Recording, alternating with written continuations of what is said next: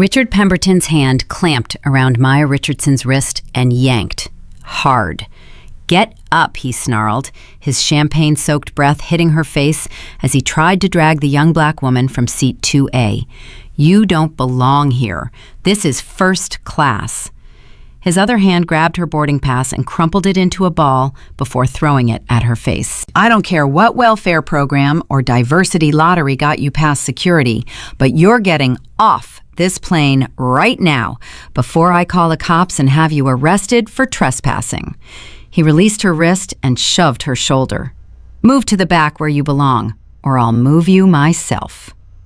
If you want to see how this entitled businessman learns the most humbling lesson of his life, hit that subscribe button right now and stay with us until the very end of this story. And comment below with what city you're watching from so I can see how far this incredible true story travels.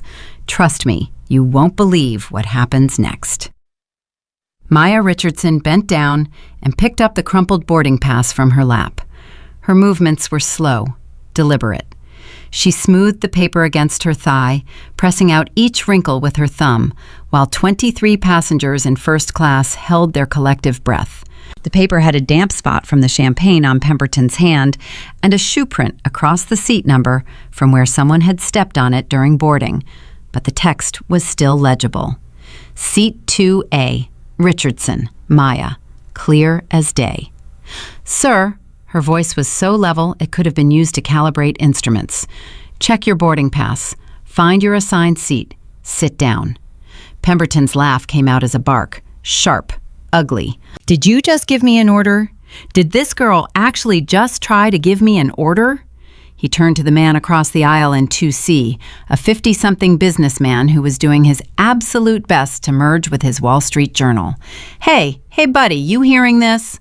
Little Miss Diversity Hire thinks she can tell me what to do on an airplane I've probably flown 500 times. The businessman didn't look up. His newspaper trembled slightly. Pemberton swung back to Maya. He was swaying now. Just a little. The champagne in his glass sloshed dangerously close to the rim. "Do you have any idea who I am? Any idea at all?" "No." Maya placed her boarding pass back in the seat pocket. "And I don't care." The 3 words hit the cabin like a thunderclap. A woman in row 4 gasped audibly. Someone's phone camera flash went off. The businessman in 2C finally lowered his newspaper, eyes wide. Pemberton's face went from red to purple. "You don't care? You don't care?" His voice climbed into a register that made the flight attendant at the front galley drop the champagne bottle she was holding. Glass exploded across the floor. Champagne sprayed up the galley wall. The attendant yelped and jumped back. "I am Richard Pemberton.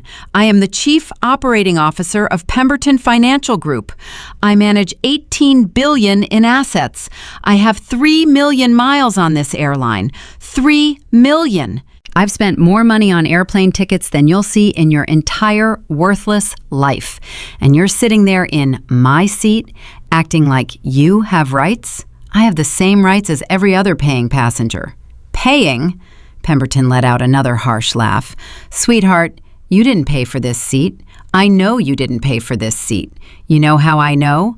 Because I know what first class costs. And I can look at you, sitting there in your little tank top from Target with your little backpack from Walmart, and I know you don't have that kind of money. So either you're scamming the airline, or you're using miles you didn't earn, or somebody felt sorry for you and upgraded you as charity. But what you're not is legitimate." Maya felt the familiar weight settling in her chest, the tightness, the pressure. She'd felt it in the briefing room when the lieutenant colonel told her women didn't belong in combat. She'd felt it during Hell Week when the instructor said she was wasting everyone's time. She'd felt it in the compound in Kandahar when the army captain asked if she was lost looking for the administrative office. "My ticket is legitimate." Each word came out precise and hard. "My seat assignment is legitimate. You have 5 seconds to walk away." "Or what?" Pemberton leaned down closer, close enough that she could count the broken capillaries in his nose, close enough to smell the expensive cologne that couldn't quite mask the smell of day drinking and entitlement. You'll scratch me? You'll pull my hair? What exactly do you think you're going to do, little girl?" He reached for her bag. The small black backpack was tucked under the seat in front of her, barely visible. His hand was moving toward the strap when Maya's hand intercepted his wrist. She didn't grab, didn't squeeze, didn't hurt. She simply stopped his forward motion with a grip that was almost gentle, but absolutely immovable. "Don't touch my things." For a fraction of a second, something in Pemberton's lizard brain screamed, "Danger." He saw something cross her face, something that didn't belong on a commercial aircraft, something that belonged in places where people didn't come home. Then his ego overrode his survival instinct, and he yanked his arm back. "She assaulted me!" His shout echoed through the cabin. Passengers in economy were standing up now, craning their necks to see. "Did everyone see that? This woman just physically assaulted me. I have witnesses. Flight attendant, I want this woman arrested right now." The attendant who'd dropped the champagne bottle came rushing down the aisle, her shoes crunching on broken glass. She was maybe 45, with kind eyes gone wide with panic. Her name tag read Jennifer.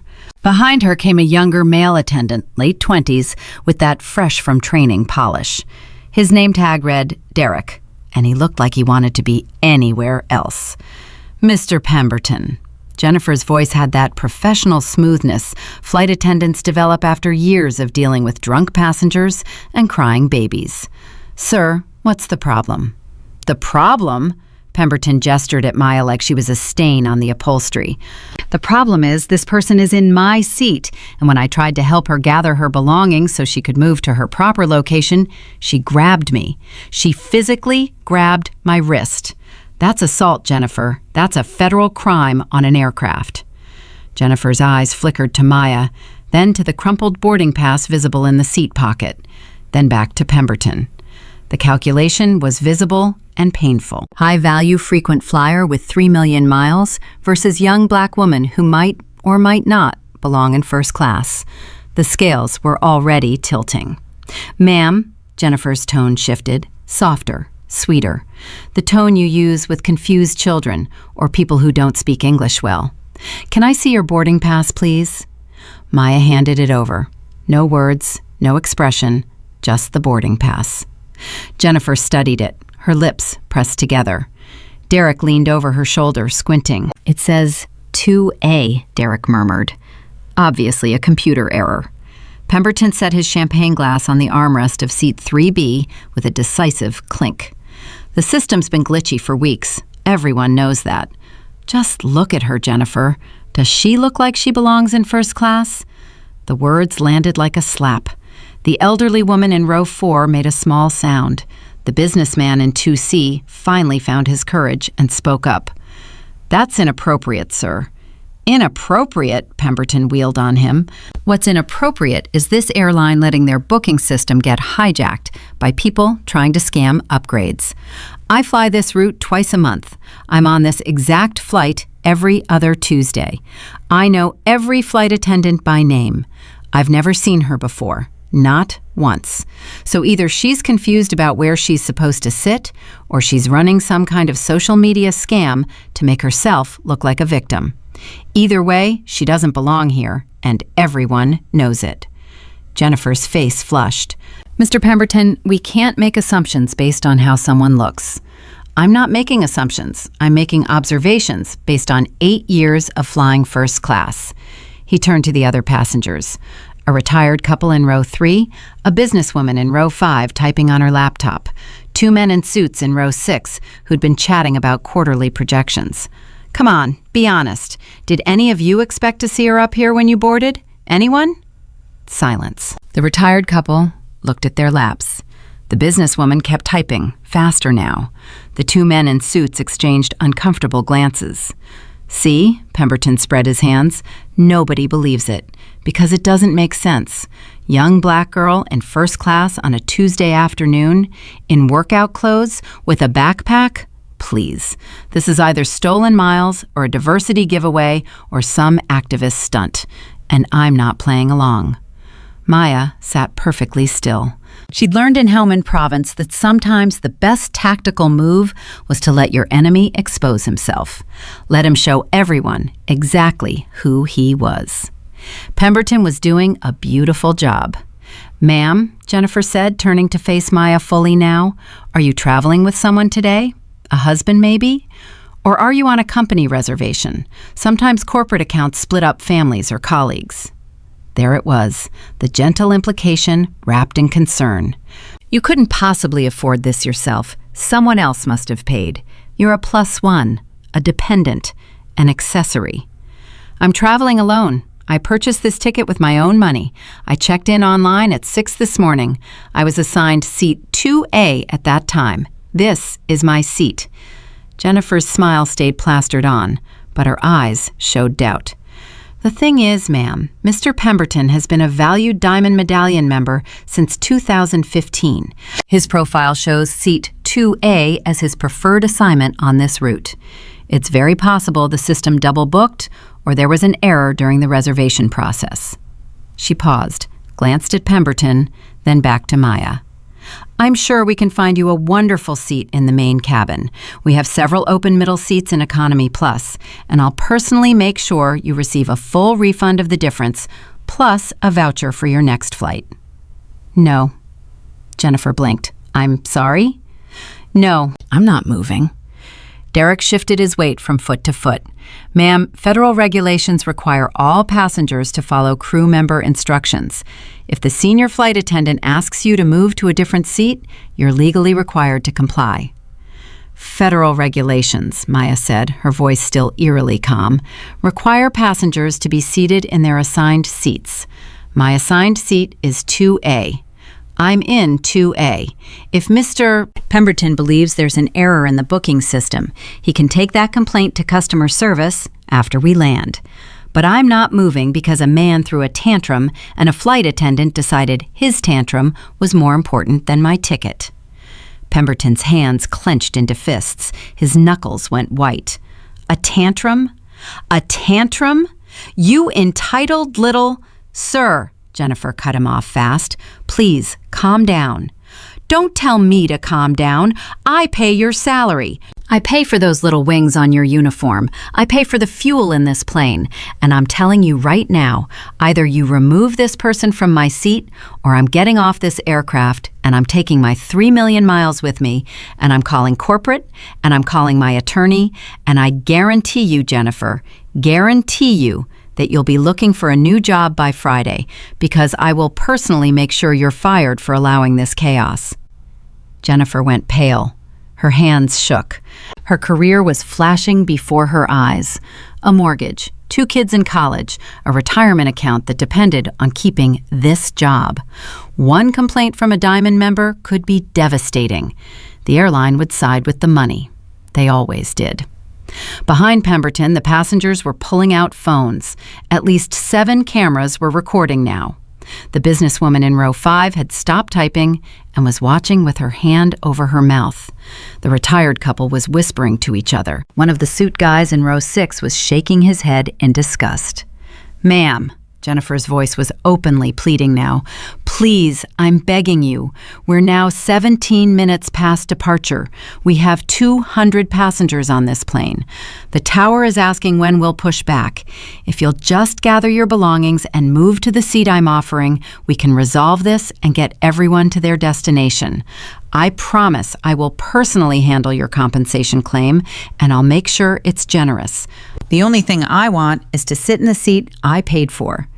"But you're not like every other passenger up here." Pemberton's voice had taken on a sneering quality. "Every other person in first class earned their way here, through hard work, through loyalty, through contributing something meaningful to society. You probably scraped together your little government assistance check, or used some affirmative action program, or maybe you're an Instagram influencer who got gifted miles you didn't earn. And now you think you're entitled to the same treatment as people who actually matter, people who actually do something with their lives." The cabin went dead silent. Even the background hum of the engines seemed to fade. The elderly woman in row 4 looked horrified. The businessman in 2C had his phone out, recording. Multiple passengers were typing furiously, probably live tweeting the whole thing. Maya felt her body preparing, heart rate slowing, breathing deepening, vision sharpening, muscles coiling. These were autonomic responses her body had learned in Fallujah and Kandahar and Mosul and Mogadishu, the responses that kept her alive when everything went sideways. Her body knew what combat felt like, and this wasn't it. But her body also knew what the moment before combat felt like, and that's what this was. She thought about the last time someone told her she didn't belong. Master Sergeant Davies, Bagram Air Base, 2019. I don't care what quals you have, Richardson. I'm not taking a woman on this op. You'll get someone killed. Her team leader, Master Chief Ramirez, had stepped between them. Davies, Richardson has more confirmed kills than half your unit. She speaks Pashto and Dari fluently. She can go places your guys can't. And if this op goes sideways, I'd rather have her covering my 6 than anyone you're proposing. 3 days later, Maya had been first through the door. 4 rooms cleared, HVT extracted, 2 wounded operators evacuated under fire. The Master Sergeant personally recommended her for a Bronze Star. But this wasn't a combat zone. This was a commercial flight, and the enemy wasn't insurgents with AKs. It was a drunk businessman with an ego and a flight attendant who was too scared to do the right thing. Mr. Pemberton, Maya's voice dropped half an octave. Several passengers unconsciously leaned back. You don't know me. You don't know how I earned my money. You don't know what I do. You don't know what I've done. You're making judgments based on my skin color and your own inflated sense of importance. That says everything about who you are and absolutely nothing about who I am. Oh, here we go. Pemberton rolled his eyes so hard it looked painful. The race card. I knew it. I called it. It's always about race with you people, isn't it?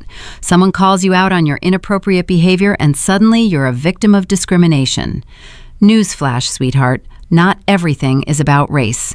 Sometimes people just don't belong in certain places, and you need to accept that reality instead of playing victim every time someone tells you the truth. You people, Maya repeated the words softly. Interesting phrase. Don't try to twist my words. You know exactly what I mean. I mean people who think the world owes them something. People who expect special treatment. People who use their skin color as an excuse instead of working hard like the rest of us. The retired woman in row 4 spoke up. Her voice was shaky but determined. Sir, that's enough. You're being incredibly rude. Stay out of this, ma'am. This doesn't concern you. It concerns all of us. The businessman in 2C had found his courage. You're holding up the flight. She has a valid boarding pass. You need to take your assigned seat. My assigned seat is 2A. Pemberton's voice was climbing toward a scream. I've had this seat for 8 years. It's my seat.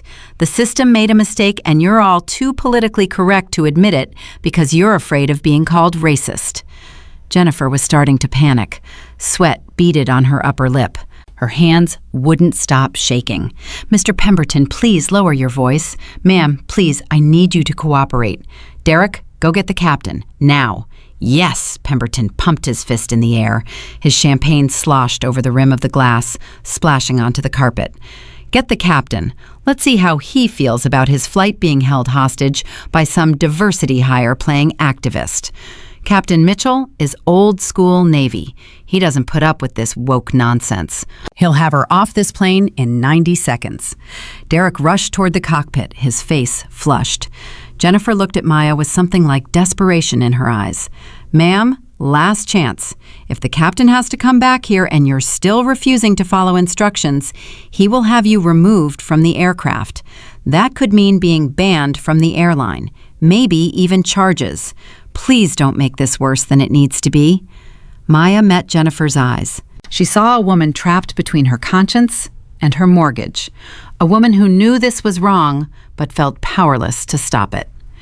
Maya had seen that look before, in the eyes of Afghan women who wanted to help but were too afraid, in the eyes of Iraqi interpreters who knew where the weapons cache was but feared retaliation, in the eyes of people who understood that doing the right thing could cost them everything. Do what you need to do, Maya said quietly. Jennifer's shoulders sagged. She picked up the phone on the bulkhead and pressed a button. "Captain Mitchell, this is Jennifer in first class. We have a passenger refusing crew instructions and another passenger threatening to deplane. We need you back here, sir." The cabin erupted in whispers. Passengers were calling friends, typing on social media, recording videos. The couple in row 5 was arguing in hushed voices about whether to get involved. Someone in economy was standing on their seat trying to see what was happening. Pemberton crossed his arms over his chest. A satisfied smirk spread across his face. "This is going to be beautiful," he said to no one in particular. "Captain Mitchell flew fighter jets in the Gulf War. He doesn't have patience for this identity politics garbage. She'll be off this plane before you can say victim complex." Maya said nothing. She folded her hands in her lap, controlled her breathing, waited. Inside, she was running scenarios. Best case, the captain checks the manifest, sees her DOD codes, handles it professionally. Worst case, she gets escorted off, misses the Pentagon briefing, has to explain to her commanding officer why she caused an incident. Either way, she wasn't backing down. Not for Pemberton. Not for anyone. The cockpit door opened. Captain Robert Mitchell emerged. He was maybe 60, with silver hair cut military short, and the ramrod posture of someone who'd spent decades standing at attention. His uniform was crisp. His cap was squared perfectly. His eyes swept the cabin with the kind of situational awareness that comes from thousands of hours in command. He saw Pemberton standing in the aisle, champagne glass in hand, chest puffed out like a rooster.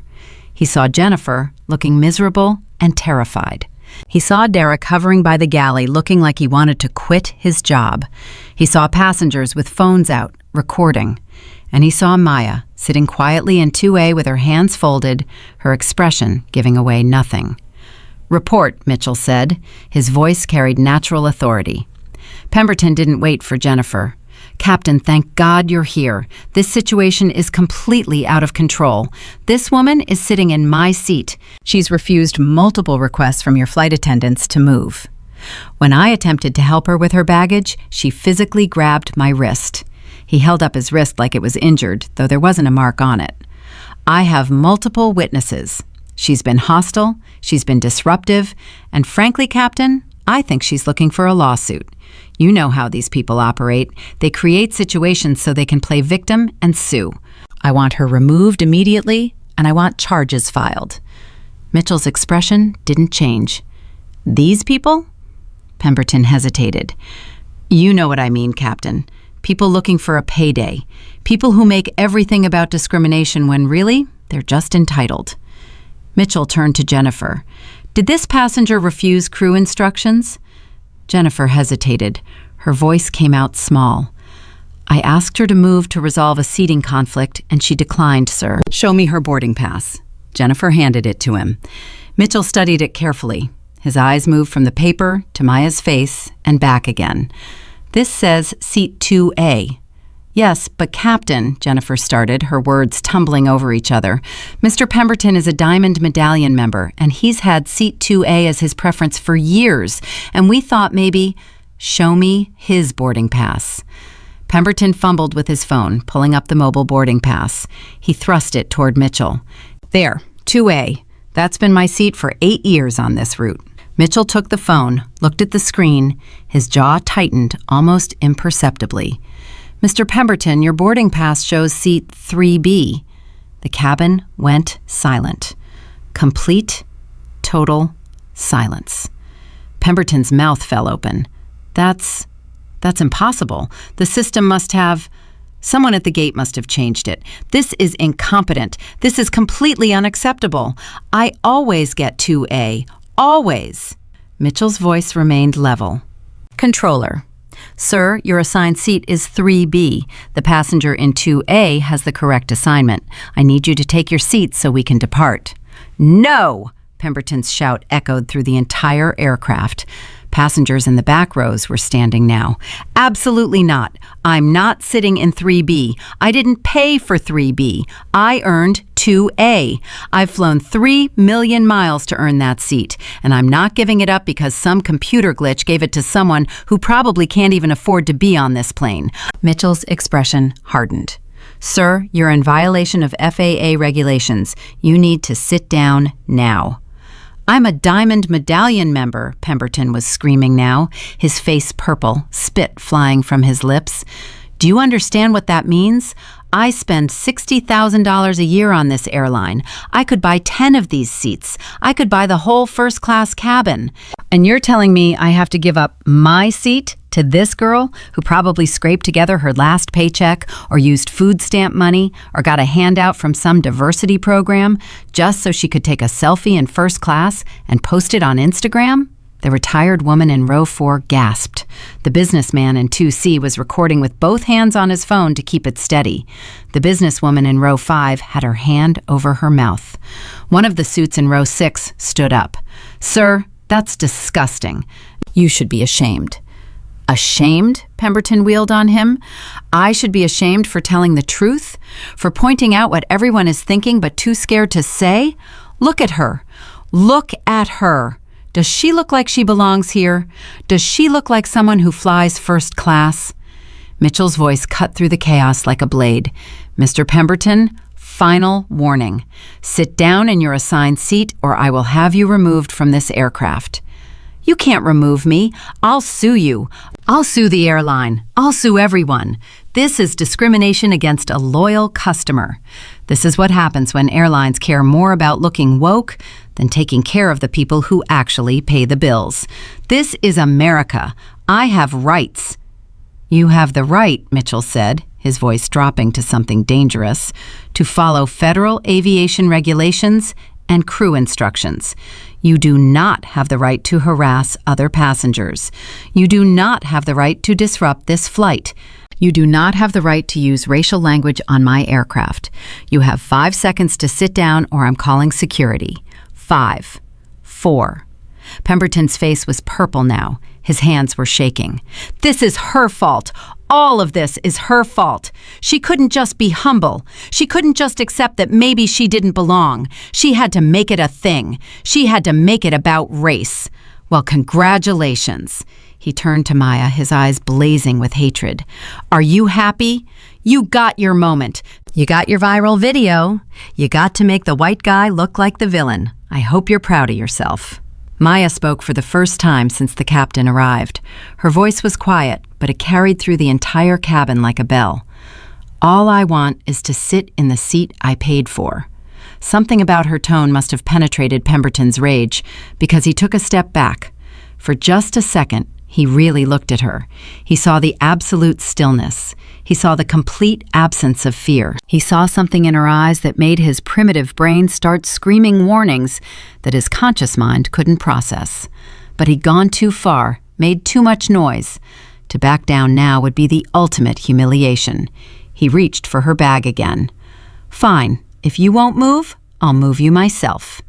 His hand was inches from her backpack when Maya's hand shot up, not to intercept this time, but to adjust the strap of her tank top. The movement was natural, unconscious, the way anyone might adjust their clothing.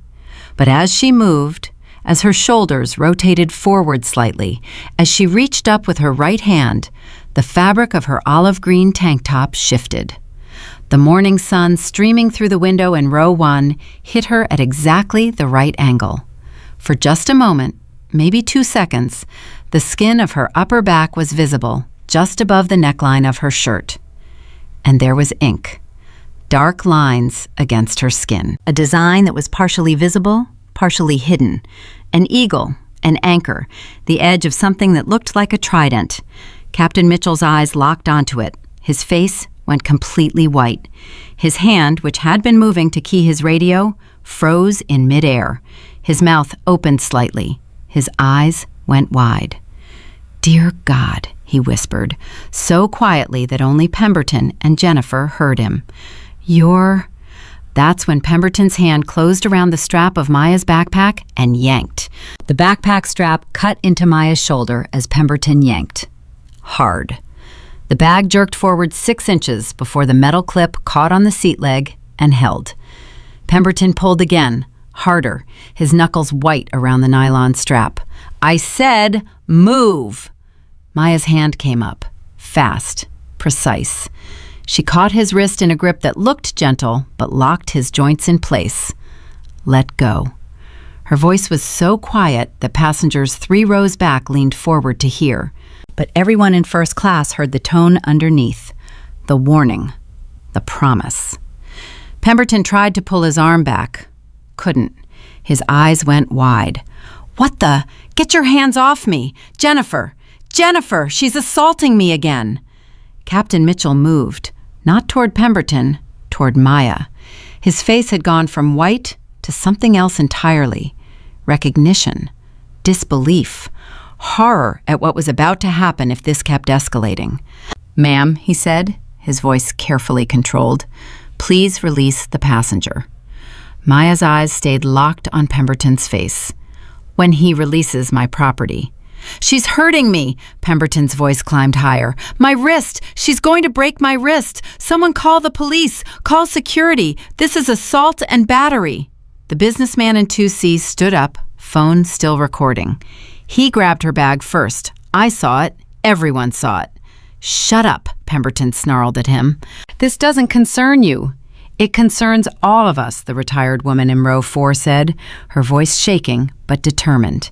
"You're acting like a maniac. Leave her alone." Mitchell raised his voice. "Everyone sit down. Ma'am, I need you to let go of him right now.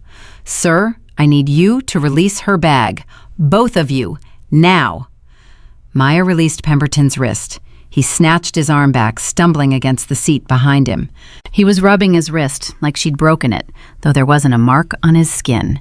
"She attacked me. You all saw it. I want her arrested. I want charges pressed. I want—" "Mr. Pemberton," Mitchell's voice cracked like a whip. "Step into the galley. Now." "I'm not going anywhere until she's off this plane. Step into the galley." Each word was a hammer strike. "Or I will have you removed from this aircraft in handcuffs. Your choice. You have 3 seconds. 3. Pemberton's mouth opened and closed. His face was still purple. Sweat beaded on his upper lip.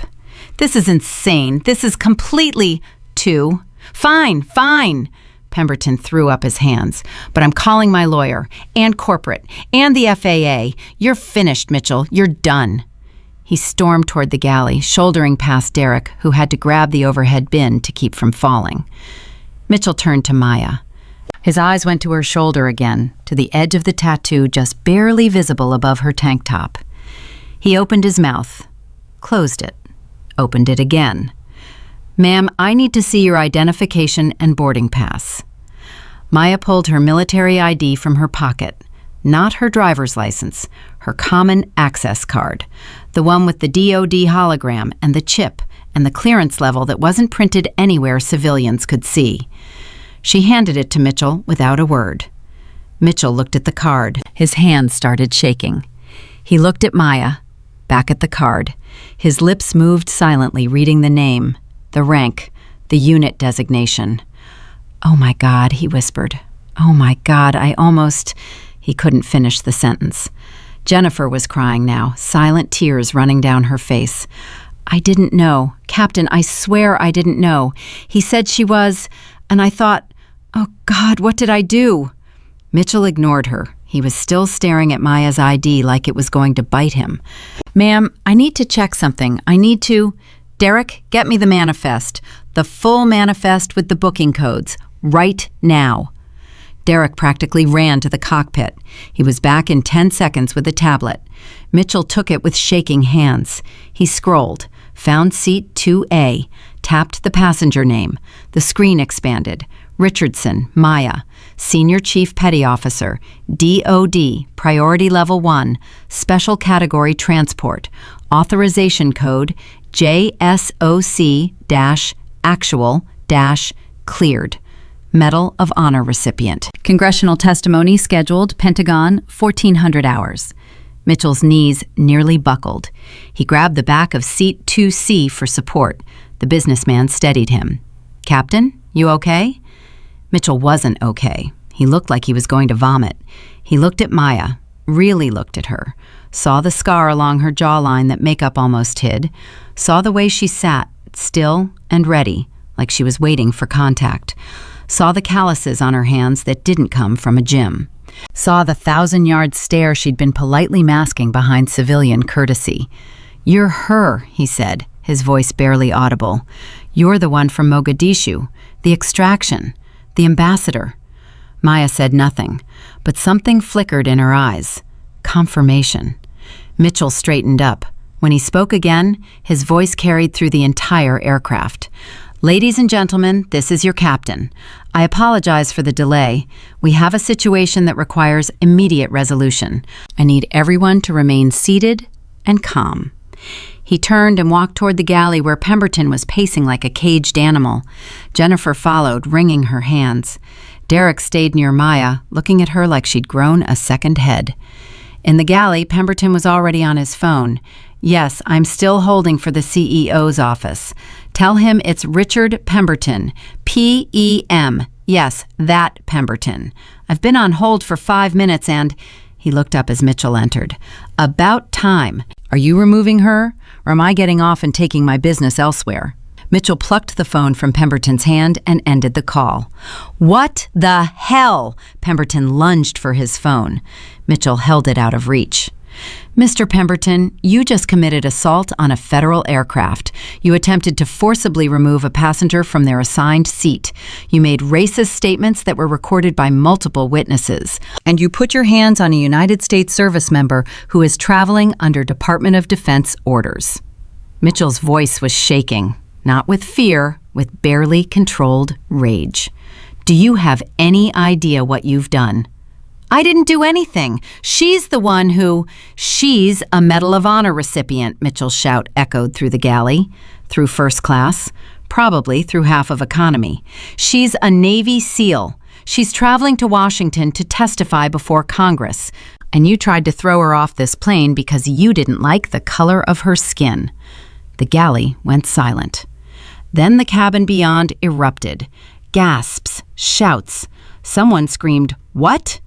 The businessman in 2C was saying, "Oh my God," over and over. The retired woman had both hands over her mouth. The businesswoman in row 5 had stopped typing and was staring at Maya with her mouth open. Pemberton's face went from purple to white to gray. That's impossible. She's a woman. Women can't be SEALs. You're lying." "I'm not lying. And women can't be SEALs officially, which is why her unit designation doesn't exist on any public roster, and why what she did in Somalia is still classified, and why you just made the single biggest mistake of your entitled, ignorant life." Pemberton was shaking his head. No, you're covering for her. She probably told you some sob story and you're buying it. Where's her uniform? Where's her proof? Mitchell held up Maya's CAC. "This is her proof. Common Access Card, DOD issued, biometric chip, clearance level that's above mine, above yours, above everyone on this plane combined. You want more proof?" He pulled out his phone and took a photo of the card. "I'm sending this to the base commander at Naval Amphibious Base Coronado right now, and to the JSOC liaison at Andrews, and to my airline's security director. And guess what? They're all going to tell me the same thing I already know, which is that you just assaulted a decorated war hero, and you're going to federal prison." "You can't do this to me," Pemberton's voice cracked. "I'm a Diamond member. I spend $60,000 a year with this airline. I know people. I have lawyers. I'll sue you. I'll sue her. I'll sue everyone." "Sue away." Mitchell grabbed Pemberton's arm. Not gently. "You're getting off my aircraft. Now." "You can't remove me. I'm a paying passenger. This is discrimination. This is—" Mitchell keyed his radio. "Tower, this is United 847. I need airport police at gate B12 immediately. I have a passenger who physically assaulted another passenger and is now refusing to deplane. Consider him hostile and uncooperative." No, Pemberton tried to pull away. Mitchell's grip tightened. "You're making a mistake. She's playing you. Can't you see? This is what they do. They make up stories. They play victim. They—" The forward galley door opened. 2 airport police officers stepped onto the aircraft. Behind them were 2 more, and behind them was someone in a Navy dress uniform, a commander, ribbons stacked to his shoulder, expression thunderous. The commander's eyes swept the cabin, found Maya sitting quietly in 2A. His face hardened. He looked at Mitchell. "Captain, I'm Commander James Foster, NavSpec Warcom. I received an alert that one of our personnel was being detained on this aircraft. Where is Senior Chief Richardson?" Mitchell pointed. Foster walked down the aisle. Every passenger shrank back from him. He moved like a man who'd spent decades walking into dangerous places and walking back out. When he reached Maya's row, he stopped, came to attention, saluted. "Senior Chief Richardson?" "Sir." He held the salute until Maya returned it. "I apologize for the delay in our response. We were notified of an incident involving your transport. Is everything all right?" "I'm fine, Commander." Maya's voice was calm, professional, like this happened every day. "Just a misunderstanding about seat assignments." Foster's eyes flickered to the galley where Pemberton was now surrounded by police. "A misunderstanding, I see." He turned to Mitchell. "Captain, I need a full report, names of everyone involved, statements from witnesses, and I need the passenger who caused this incident detained until federal charges can be filed." "Already being handled, Commander." "Good." Foster looked back at Maya. "Senior Chief, we can arrange alternative transport if you prefer. A military aircraft is standing by at—" "No thank you, sir," Maya cut him off politely. "I'd like to continue on this flight if possible. I'm not going to let someone else's ignorance disrupt my travel plans." Foster's lips twitched, almost a smile. "Understood. We'll have personnel waiting at Reagan to ensure your arrival at the Pentagon." He saluted again, then turned and walked back to the galley. In the galley, Pemberton was hyperventilating. "This is a setup. This is all a setup. You're all in on it. She's probably not even really military. She probably bought that ID online. You can buy anything online. This is a scam. This is—" "Sir?" One of the police officers stepped forward. "Richard Pemberton?" "Yes, finally, someone with sense. This man," he pointed at Mitchell, "is violating my rights as a passenger, and I want—" "Mr. Pemberton, you're under arrest for assault and battery, interference with the flight crew, and violation of federal aviation regulations. You have the right to remain silent." "What?" Pemberton's scream echoed through the plane. "You're arresting me? What about her? She's the one who grabbed me. She assaulted me." "Multiple witnesses confirm you grabbed her property first. You also made racist statements and attempted to forcibly remove her from her assigned seat. Sir, put your hands behind your back." "No, I'm not going anywhere. I didn't do anything wrong. This is America. This is—" 2 officers grabbed his arms. Pemberton started thrashing. "Get off me! You can't do this! I know people! My lawyer is going to destroy all of you! I'll sue the airline! I'll sue the airport! I'll sue the entire city! You'll all be sorry!" They dragged him toward the exit. He was still screaming. "This is reverse racism. This is discrimination against white people, against successful people. You're all just jealous because I'm rich and you're not. This is what happens in this country now. Hard-working people get punished while freeloaders get rewarded." The commander followed them out. At the door, he paused and looked back at Maya. "Senior Chief, the secretary sends his regards. He's looking forward to your testimony this afternoon." Then he was gone. The cabin door closed. Silence fell over first class like a blanket. 200 passengers sat in stunned silence. Phones were still recording. People were typing furiously. The story was already hitting social media. Twitter would be on fire in 10 minutes. Mitchell walked back down the aisle. He stopped at Maya's row.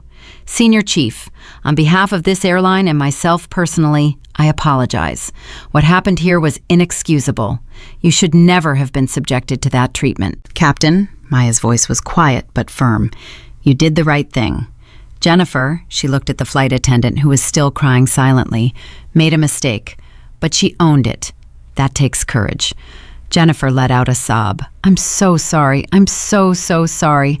I should have believed you. I should have checked. I just assumed—" "You assumed wrong. We all make assumptions. What matters is what you do after you realize your mistake. Maya turned back to Mitchell. Can we depart now? I have a meeting at 1400 hours. Mitchell almost smiled. Yes, ma'am. We'll have you wheels up in 5 minutes. He picked up the PA handset. Ladies and gentlemen, this is your captain speaking. We apologize for the extended delay. We had to remove a disruptive passenger. For those who witnessed what just occurred, I want to be very clear. This airline has zero tolerance for racism, harassment, or assault of any kind.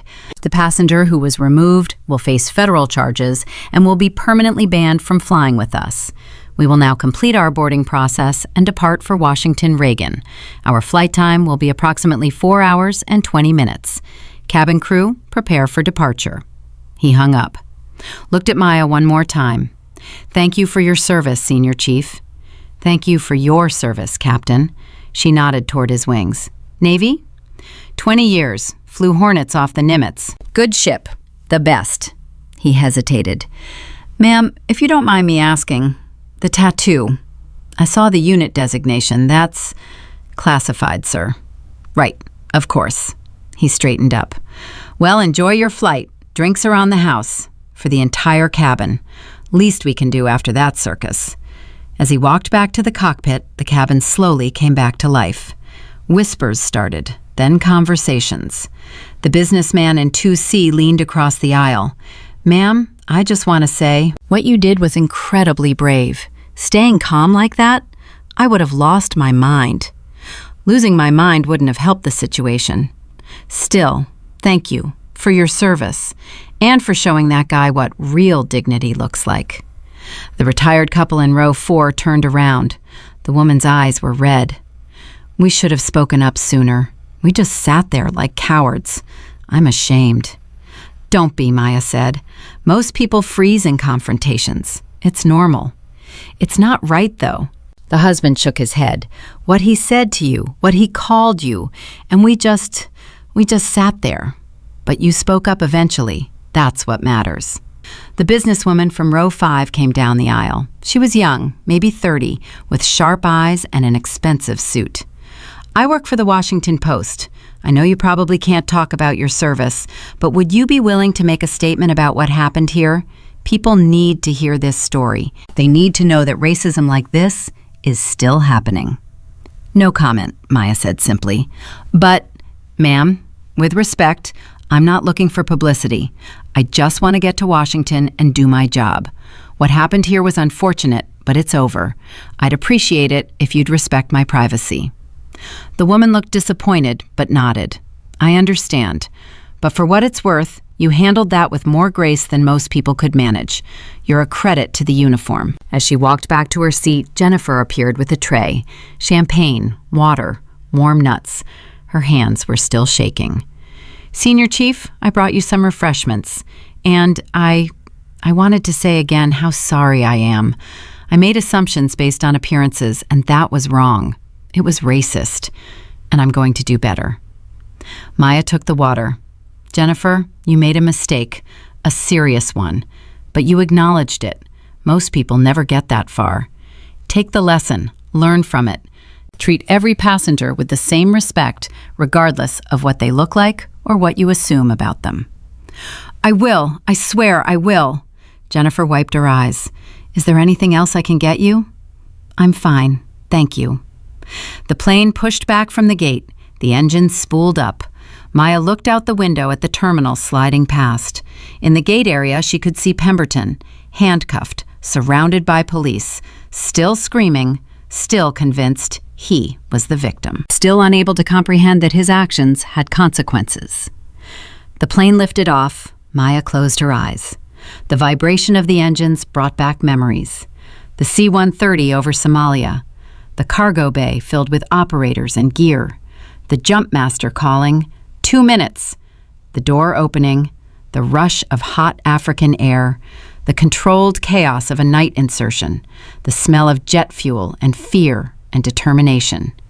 She remembered the briefing, the ambassador trapped in the compound, enemy forces closing in, 2 extraction attempts already failed, high casualties, mission considered suicide. Every operator in the room knew they might not come back, but they went anyway, because that's what they did. They went when everyone else said it was impossible. She remembered the insertion, the firefight, the building on fire, Ramirez down, Johnson screaming for a medic, Chen laying down suppressing fire, and her carrying the ambassador through smoke and bullets and burning debris while her back shredded from shrapnel. 200 yards to the extract point. Felt like 200 miles. She'd made it. Barely. The ambassador lived. Johnson didn't. The tattoo was for Johnson. For Chen, who died 3 months later in Syria. For Davies, who took a round in Kandahar. For every operator who didn't make it home. The ink was a promise, a reminder, a memorial. It meant she'd been there. She'd done things most people couldn't imagine. She'd earned her place at every table, in every room, in every first-class seat she'd ever occupy. Not because of her skin color, not because of diversity programs, because she'd proven herself in the only place that mattered, where bullets flew and people died, and the only thing that counted was whether you could do the job. Pemberton would never understand that. People like him never did. They measured worth in dollars and status symbols and frequent flyer miles. They couldn't comprehend that real value was measured in sacrifice, in service, in the willingness to risk everything for people who would never know your name.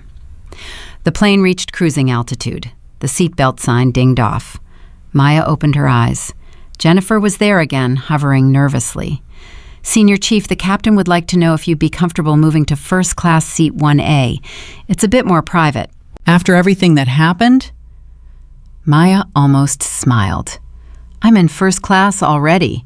I mean row 1. It's a single seat. You'd have more space, more privacy. I'm fine here, but thank you. Jennifer nodded and moved away.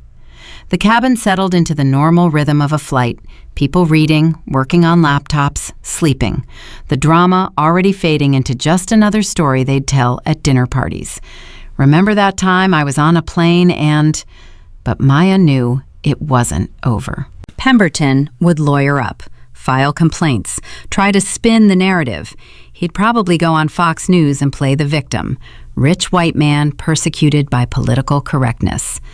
The media would eat it up for a few days, then move on to the next outrage. And she'd keep doing her job, keep serving, keep proving that merit wasn't about skin color or gender or background. It was about what you did when everything was on the line. And on that metric, she'd earned her place 1,000 times over. The 4-hour flight passed quietly. Maya read a book, declined multiple offers of food and drink, kept to herself. When they touched down at Reagan, Commander Foster was waiting at the gate with 2 other Navy personnel. They escorted her through the terminal like she was visiting royalty. Which, in a way, she was. Medal of Honor recipients were rarer than unicorns, especially ones whose service was still largely classified. As Maya walked through the airport, nobody looked twice. Just another traveler in a tank top and jeans. Nobody knew that the young black woman with the backpack had more combat experience than most infantry battalions. Nobody knew she'd saved lives, taken lives, and lived through things that would break most people. And that was exactly how she wanted it. The airport terminal was crowded, but Commander Foster and his 2 escorts carved a path through the chaos like a knife through water. Maya walked between them, backpack over one shoulder, moving with the easy efficiency of someone used to traveling in hostile territory. Except this wasn't hostile territory. This was Reagan National. And yet, the stairs had already started. A woman in yoga pants nudged her husband and pointed. A businessman stopped mid-stride and pulled out his phone. 2 teenagers started recording. By the time Maya's group reached the main concourse, at least 20 phones were tracking them. Foster noticed. His jaw tightened. Senior Chief, we can route you through a secure exit. Avoid the crowds. I'm fine, Commander. Ma'am, you're already trending on Twitter. The video from the plane. Multiple passengers posted it. You're going to get mobbed. Then we'll deal with it. They rounded the corner toward baggage claim and hit a wall of people. Not travelers, press, at least 30 reporters with cameras and microphones and that hungry look that meant they smelled blood in the water. Someone had tipped them off. Probably one of the passengers trying to make money selling the story. "Senior Chief Richardson!" A blonde woman in a red blazer shoved a microphone toward Maya's face. "Can you comment on the incident on your flight? Do you feel you were racially profiled?" Foster stepped between them. "No comment. Clear the way, please." "Is it true you're a Navy SEAL?" a man in a rumpled suit pushed forward. "The Department of Defense has no record of any female SEALs. Are you lying about your service?" Maya stopped walking. Foster's hand shot out to guide her forward, but she shook her head. She looked directly at the reporter. "I'm not a SEAL. Women aren't allowed in SEAL teams. But I served with SEAL teams in a capacity that remains classified, and I don't appreciate you calling me a liar." "Well, then what's your actual job?" The blonde woman again. "What do you actually do?" "That's classified." "Convenient," the rumpled suit guy smirked. "So we're just supposed to take your word for it? Just believe you're some kind of hero because you say so?" One of Foster's escorts, a lieutenant with a crew cut and the build of a linebacker, stepped forward. That hero carried 3 wounded operators 2 miles through enemy fire. She has 4 Purple Hearts, a Navy Cross, a Silver Star, and tomorrow she's receiving the Medal of Honor from the President. Show some respect. The press corps erupted. Questions flew from every direction. Medal of Honor? Tomorrow? The President? What operation? Where? When? Can you confirm? What's your response? Maya kept walking. Foster and his team formed a wedge around her, pushing through the crowd. The reporters followed like sharks, cameras flashing, voices overlapping. The noise was overwhelming, but Maya's face stayed calm, neutral. This was just another kind of combat. Different weapons, same game. They reached the exit. A black SUV was waiting, engine running. Foster opened the door and Maya slid in. He climbed in after her. The door closed, and the noise cut off like someone had thrown a switch. "I apologize for that, Senior Chief. Someone leaked your itinerary." "It's fine." "It's not fine. You should have been able to travel in peace." Foster pulled out his phone. "I'm going to find out who—" "Commander?" Maya's voice was soft but firm. "Let it go. The story was going to break anyway. Better it comes out on our terms than theirs." Foster looked at her like she'd grown a second head. "You think that circus back there was on our terms?" "I think that reporter called me a liar and got corrected by one of your officers. I think 20 cameras recorded it. I think that video will be online in 10 minutes. And I think by tonight, everyone's going to know that Richard Pemberton tried to throw a Medal of Honor recipient off a plane because she's black. That's the story. That's what matters." Foster was quiet for a moment. Then he smiled, a real smile. "You're better at this than most of our public affairs officers. I've been dealing with people who don't believe I belong for my entire career. You learn to control the narrative." The SUV pulled away from the curb. Through the tinted windows, Maya could see the press still standing at the exit, typing on phones, filming stand-ups. The story was spreading. By the time they reached the Pentagon, it would be national news. Maya's phone started buzzing, text messages flooding in. She pulled it out. The first message was from Master Chief Ramirez. "Saw the video. You okay?" She typed back, "Fine, on my way to Pentagon." Another text, Chief Chen's widow. "That man is lucky you didn't break his arm. Proud of you." Another, her mother. "Maya Lynn Richardson, call me right now." Maya smiled, despite herself. She typed, "Can't talk. Meeting in 30 minutes. I'm okay, Mom. I promise." The response was immediate. "That man put his hands on you. I want his name and address." "Mom, the military is handling it." "The military better handle it or I'm getting on a plane." "I love you. Talk soon." She put the phone on silent and looked out the window. They were crossing the Potomac now, the Pentagon growing larger in the windshield. She'd been here dozens of times, but it never got less intimidating. 5 sides, 6.5 million square feet, the heart of American military power. And in 30 minutes, she'd be testifying before a closed-door congressional committee about operations that officially never happened. The SUV pulled up to a secure entrance. Marine guards checked IDs, checked the vehicle, checked again. Foster led Maya through a maze of corridors, past offices and conference rooms, and people in uniform who all stopped and stared. Word had spread.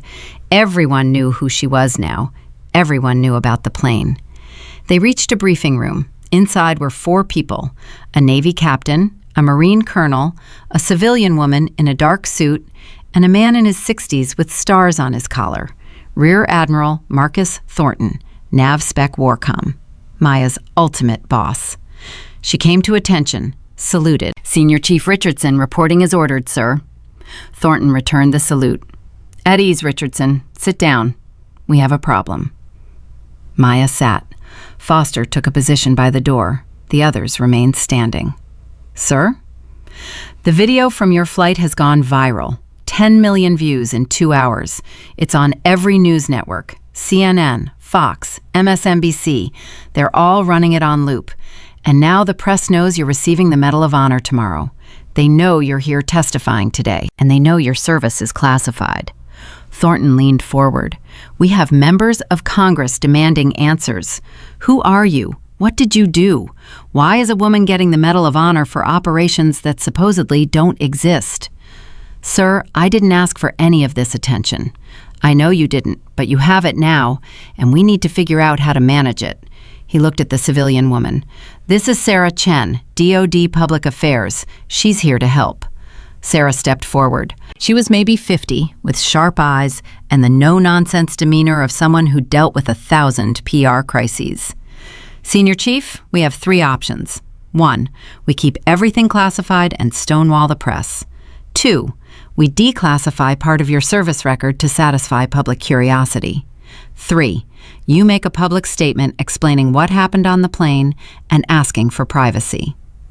"I vote for option 1, Maya said immediately. "That's not viable anymore." Sarah pulled out her tablet and turned it around. On screen was a news broadcast. Fox News. The chyron read, "Mystery Navy SEAL assaulted on flight. DoD refuses comment." The anchor was mid-sentence. "Questions about whether this woman is actually a service member or if this is an elaborate hoax. The Department of Defense has refused to confirm or deny her identity, citing classification. But sources tell us she's scheduled to meet with members of the Senate Armed Services Committee today behind closed doors. If she's really a Medal of Honor recipient as claimed, why the secrecy? What is the military hiding?" Sarah turned the tablet back around.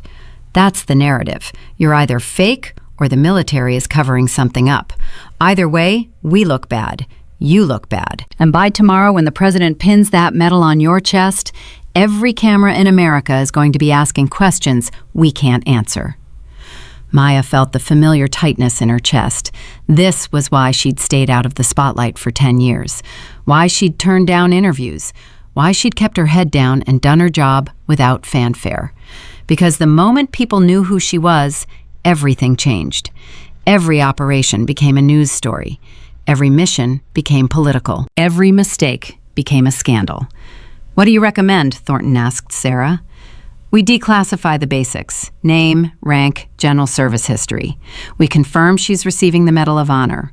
We release a short statement about the Mogadishu extraction without operational details. And we let Senior Chief Richardson make a brief statement about the plane incident, then shut it down." "No." Maya's voice was flat. "I'm not doing that." The room went silent. Thornton's eyebrows rose. "Richardson, that wasn't a request."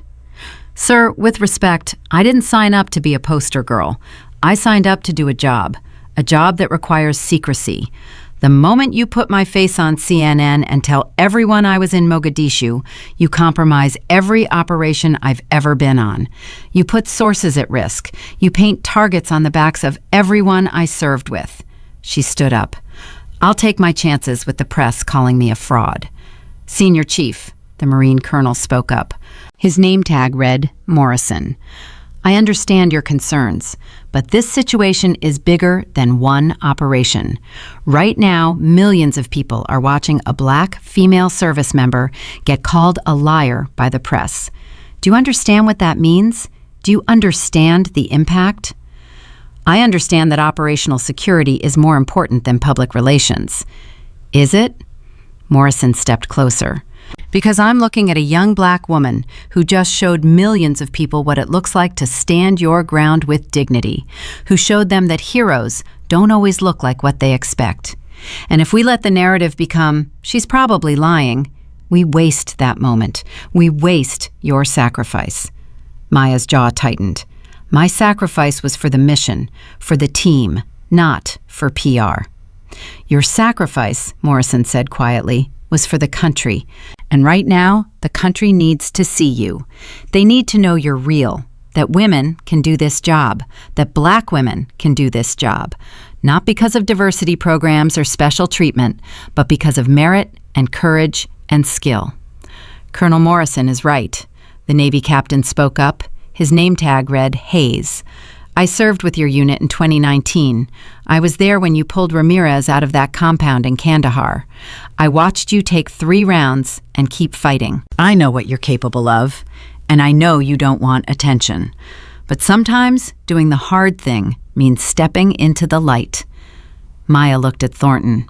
Sir, is this an order? Thornton was quiet for a long moment. No, it's not an order. You've earned the right to make your own call on this. But I'm asking you, as someone who's known you since you were a boot in training, to consider what Colonel Morrison said.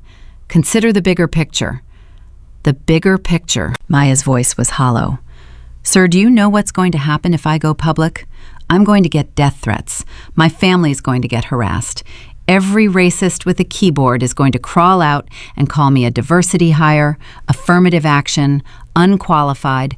They're going to say I slept my way into the teams, that I was given special treatment, that my awards are fake. They're going to say that anyway, Sarah interjected. They're already saying it. Have you looked at social media in the last hour? She held up her tablet again. Twitter. The feed was a nightmare. Half the posts were supportive, Medal of Honor recipient, hero, inspiration. The other half were vicious, fake, liar, diversity hire, political stunt, comments about her appearance, her race, her gender, speculation about who she'd slept with to get her position. Maya looked away. Turn it off. You need to see this. You need to understand that staying silent isn't protecting you anymore. The story is out there. The only question is whether you control it or whether you let the trolls control it.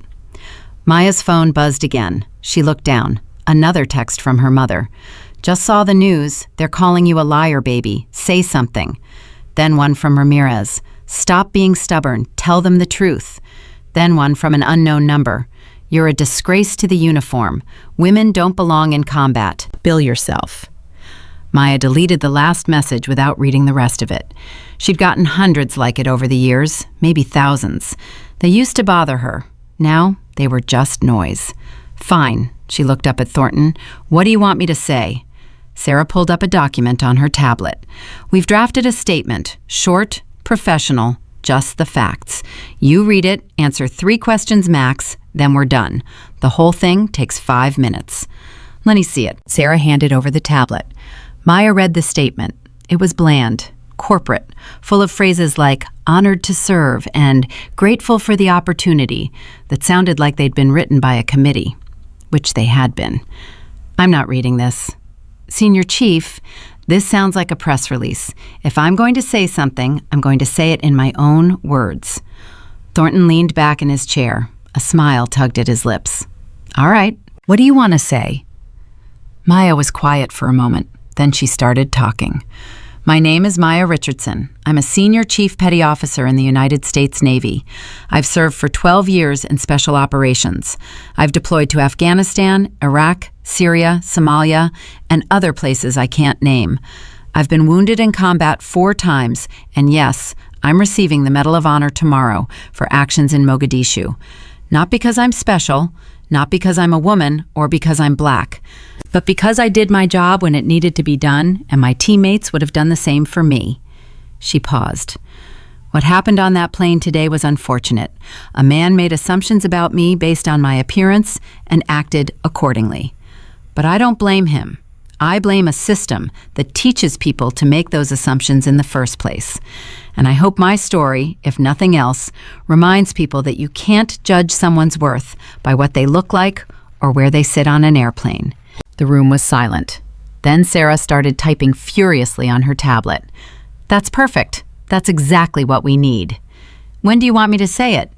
We've got press waiting in conference room 4. They've been there for an hour demanding a statement. We can have you there in 5 minutes.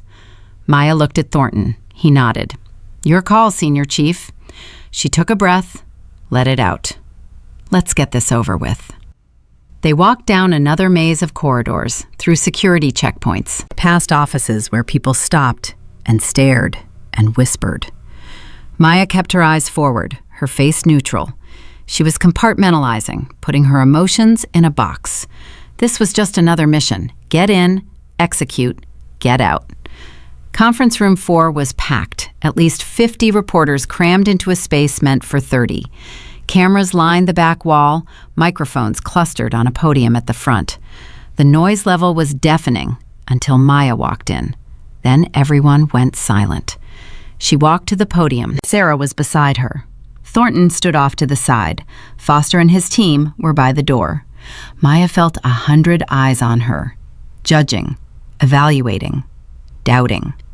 She cleared her throat.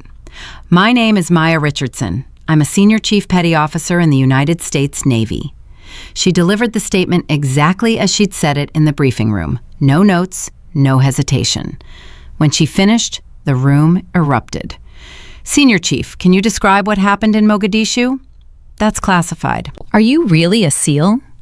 Women aren't allowed in SEAL teams. I served with SEAL teams in a support capacity that remains classified. Do you think Richard Pemberton is a racist? I think Mr. Pemberton made assumptions based on incomplete information. Whether those assumptions were rooted in racism is something he'll have to examine himself. Are you angry about what happened? I'm disappointed that it happened, but I'm not surprised. And I'm hopeful that by speaking out, maybe one less person will make those same assumptions tomorrow. Last question. Sarah stepped up to the podium.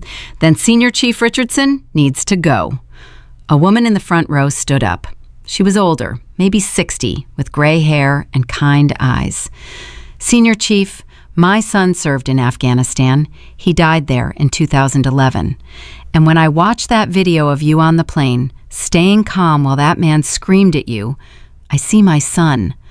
I see the dignity and strength that every service member I've ever met has shown, regardless of race or gender. And I just want to say thank you for your service, for your sacrifice, and for reminding us what a hero actually looks like. The room went silent again. Maya felt her throat tighten. She swallowed hard. Thank you, ma'am. Your son's sacrifice means everything. I'm sorry for your loss. Sarah stepped forward. That's all the time we have. Thank you. The press erupted again with questions, but Maya was already moving toward the door. Foster and his team surrounded her, and they pushed through the crowd into the hallway.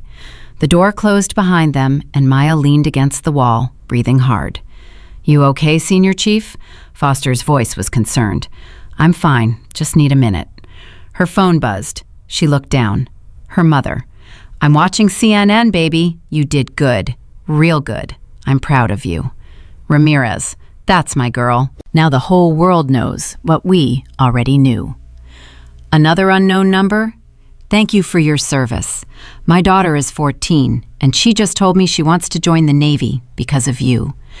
Maya felt something crack inside her chest, something she'd been holding tight for 10 years. She'd never wanted to be a role model, never wanted to be a symbol. She just wanted to do her job. But maybe Morrison was right. Maybe sometimes doing the hard thing meant accepting that people were watching, that little girls were watching, that her story mattered beyond the missions. Senior Chief, Thornton was walking toward her. The committee's ready for you. It's time for your testimony. Maya pushed off the wall, straightened her shoulders, locked the emotions back in the box. Yes, sir, I'm ready. One more thing. Thornton handed her a phone. General Morrison is on the line. He wants to talk to you before you go in. Maya took the phone. General? Senior Chief Richardson. The voice was gravelly, authoritative. General Marcus Morrison had been JSOC commander during the Mogadishu operation. He'd been the one who'd approved her mission. the one who'd recommended her for the Medal of Honor. I just watched your statement. Well done. Thank you, sir. I also wanted you to know that Richard Pemberton is finished. His company fired him an hour ago. The airline banned him for life, and federal prosecutors are filing charges. He's going to prison. Sir, I know you didn't. But actions have consequences. He assaulted a service member on federal property. He's going to pay for that. Morrison paused. I also wanted you to know that your testimony today is going to change things. The committee's going to recommend opening all combat roles to women. Full integration, no exceptions. And it's because of operators like you who proved it could be done. Maya felt her chest tighten again. Sir, I just did my job. You did more than that. And tomorrow when the president puts that medal around your neck, the whole world's going to see it. Be proud, Senior Chief. You've earned it. The line went dead. Maya handed the phone back to Thornton. Sir, one question before I testify. Go ahead. The woman at the press conference, the one whose son died, was that staged? Thornton smiled. No, that was real. Her name is Linda Martinez. Her son was Marine Corporal David Martinez. He died in Helmand Province protecting his squad. She's been an advocate for military families ever since. He paused. Why do you ask? Because that's why I do this. Not for the medals, not for the recognition, for people like her, for the mothers who lost their sons, for the kids who need to know someone's out there protecting them, for the teammates who didn't make it home. I know, Thornton said quietly. That's why you're getting the Medal of Honor. Now go tell the committee your story. They need to hear it. Maya walked into the hearing room. 5 senators sat behind a raised desk. Staffers lined the walls. A court reporter sat ready. Maya took her seat at the witness table and raised her right hand. Do you swear to tell the truth, the whole truth, and nothing but the truth? I do. Please state your name and rank for the record. Senior Chief Petty Officer Maya Lynn Richardson, United States Navy. And then she told them everything. The hearing room was cold. Too cold. Maya felt goosebumps rise on her arms but kept her hands folded on the table. 5 senators stared down at her from behind their elevated desk. Senator Margaret Walsh from California was in the center, 70 years old, 3 decades in the Senate, chair of the Armed Services Committee. Her reputation for grilling witnesses was legendary. Senior Chief Richardson, Walsh began, her voice sharp, you've been granted immunity for this testimony. Everything you say here is classified top secret. The transcripts will be sealed for 50 years. Do you understand? Yes, ma'am. Good. Let's start with August 14th, 2023, Mogadishu, Somalia. You were part of a joint special operations task force assigned to extract Ambassador David Chen from a compound surrounded by al-Shabaab militants, correct? Yes, ma'am. 2 previous extraction attempts had failed.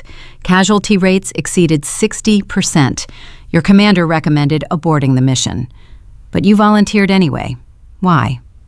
Maya's throat tightened. She could smell the burning diesel again, feel the heat. Because Ambassador Chen had intel on 3 planned attacks against U.S. interests in East Africa. If he died, that intel died with him. And because leaving Americans behind isn't something we do. Senator James Bradford from Texas leaned forward. He was younger than Walsh, former Army Ranger. He understood the world Maya came from. Walk us through the insertion. What went wrong? Everything.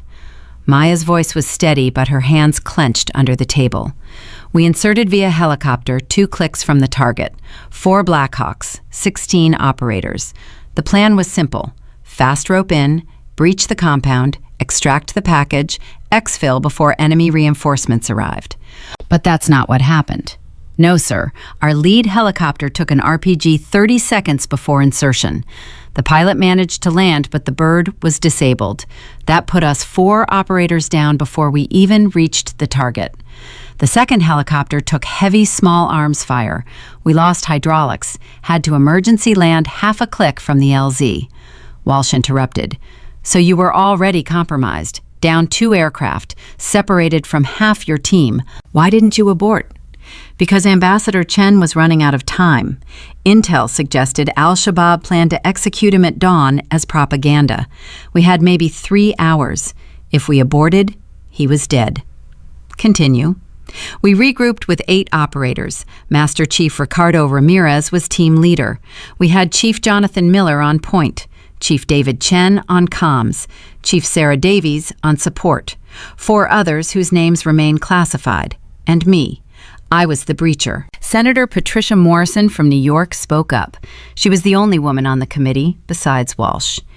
You were the breacher, the first person through the door, the most dangerous position on the team. Yes, ma'am. Why you? Why not one of the male operators? Maya met her eyes. Because I was the best breacher on the team. Gender didn't matter. Skill did.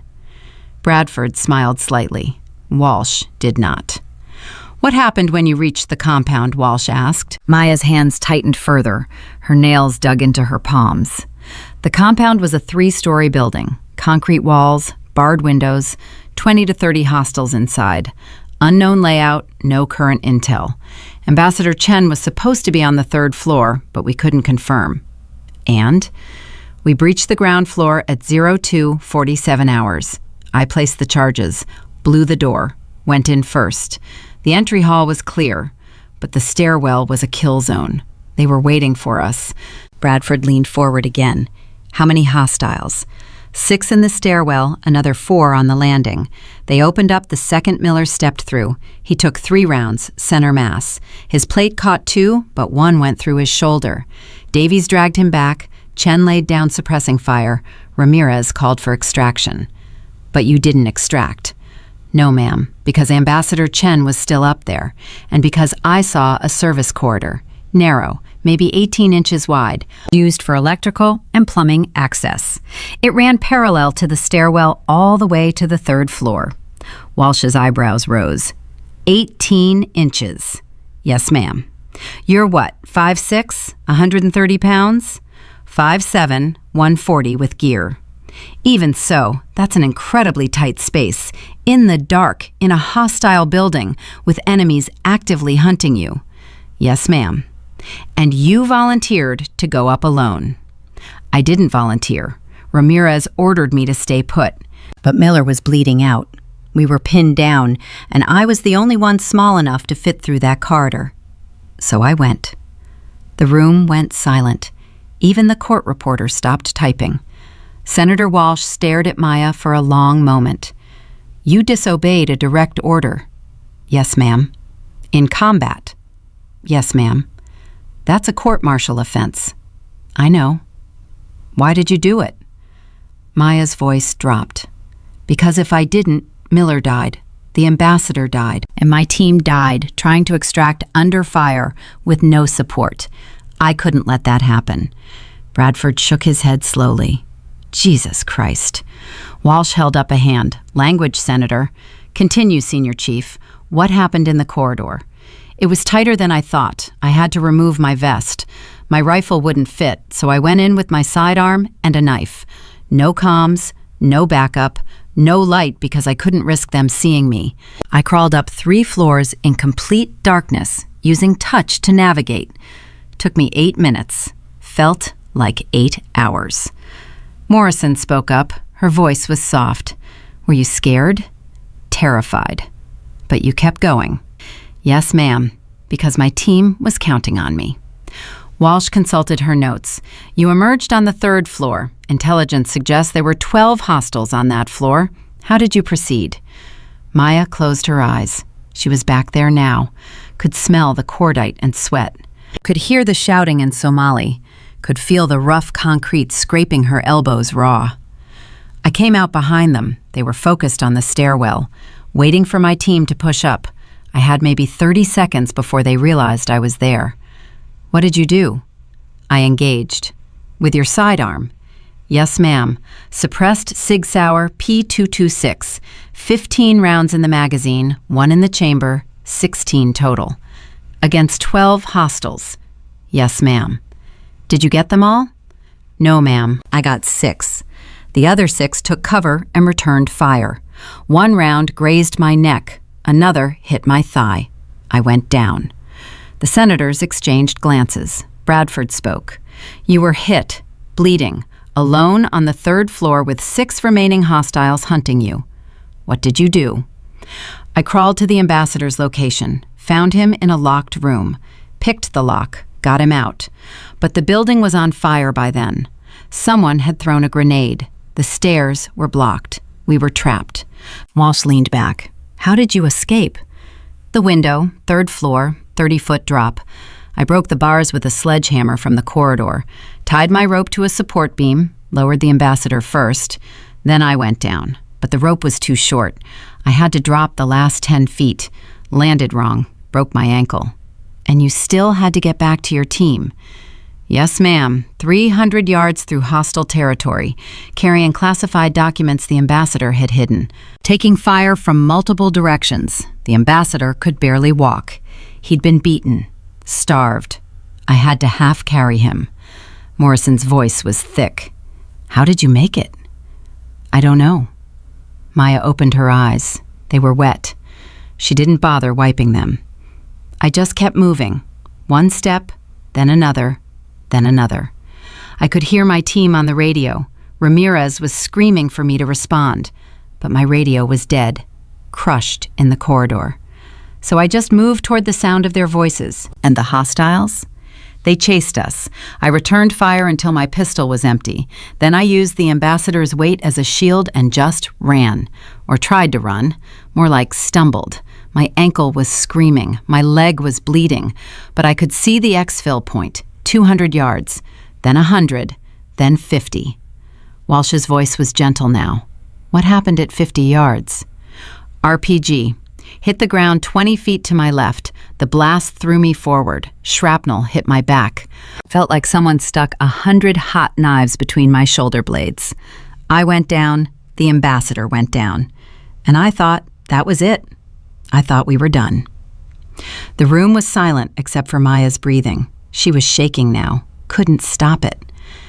But you weren't done, Bradford said quietly. No, sir. Because I heard Miller. He was shouting my name. He'd dragged himself to the exfil point even though he was shot. He and Davies and Chen were laying down covering fire, giving me a chance to get the ambassador up and keep moving. So I got up, because they didn't quit on me. I wasn't going to quit on them. You made it to the exfil point. Barely. I handed the ambassador to Davies. She got him on the helicopter. Miller grabbed me, started doing triage on my back, but we were still taking fire. The pilot was screaming to take off. We had maybe 10 seconds before the helicopter was disabled. Walsh consulted her notes again. According to the after-action report, you went back. Maya nodded. She couldn't speak. Why? You were wounded, safe. The mission was complete. Why go back? Chen, Maya's voice broke. Chief David Chen. He was still laying down covering fire, giving us time to get aboard. But he was exposed, taking rounds. I saw him go down, and I couldn't leave him. So you went back. I ran back, grabbed him, started dragging him, but he was hit bad, femoral artery, bleeding out. He kept saying, leave me, but I wouldn't. I got him 20 yards, then 15, then 10. The helicopter was already lifting off. Miller was screaming for the pilot to wait. Davies was hanging out the door, reaching for us. Did you make it? I threw Chen, used everything I had left, threw him toward the helicopter.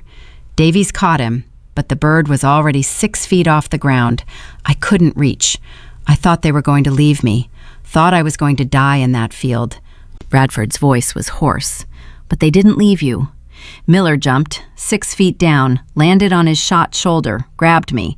The helicopter dropped back down. They pulled us both in. We took off with hostiles 50 yards away, still shooting. 3 rounds hit the fuselage. 1 shredded the tail rotor. The pilot said we had maybe 60 seconds before we crashed. But you didn't crash. No, sir. The pilot was a warrant officer named Sarah Martinez. Best pilot I've ever seen.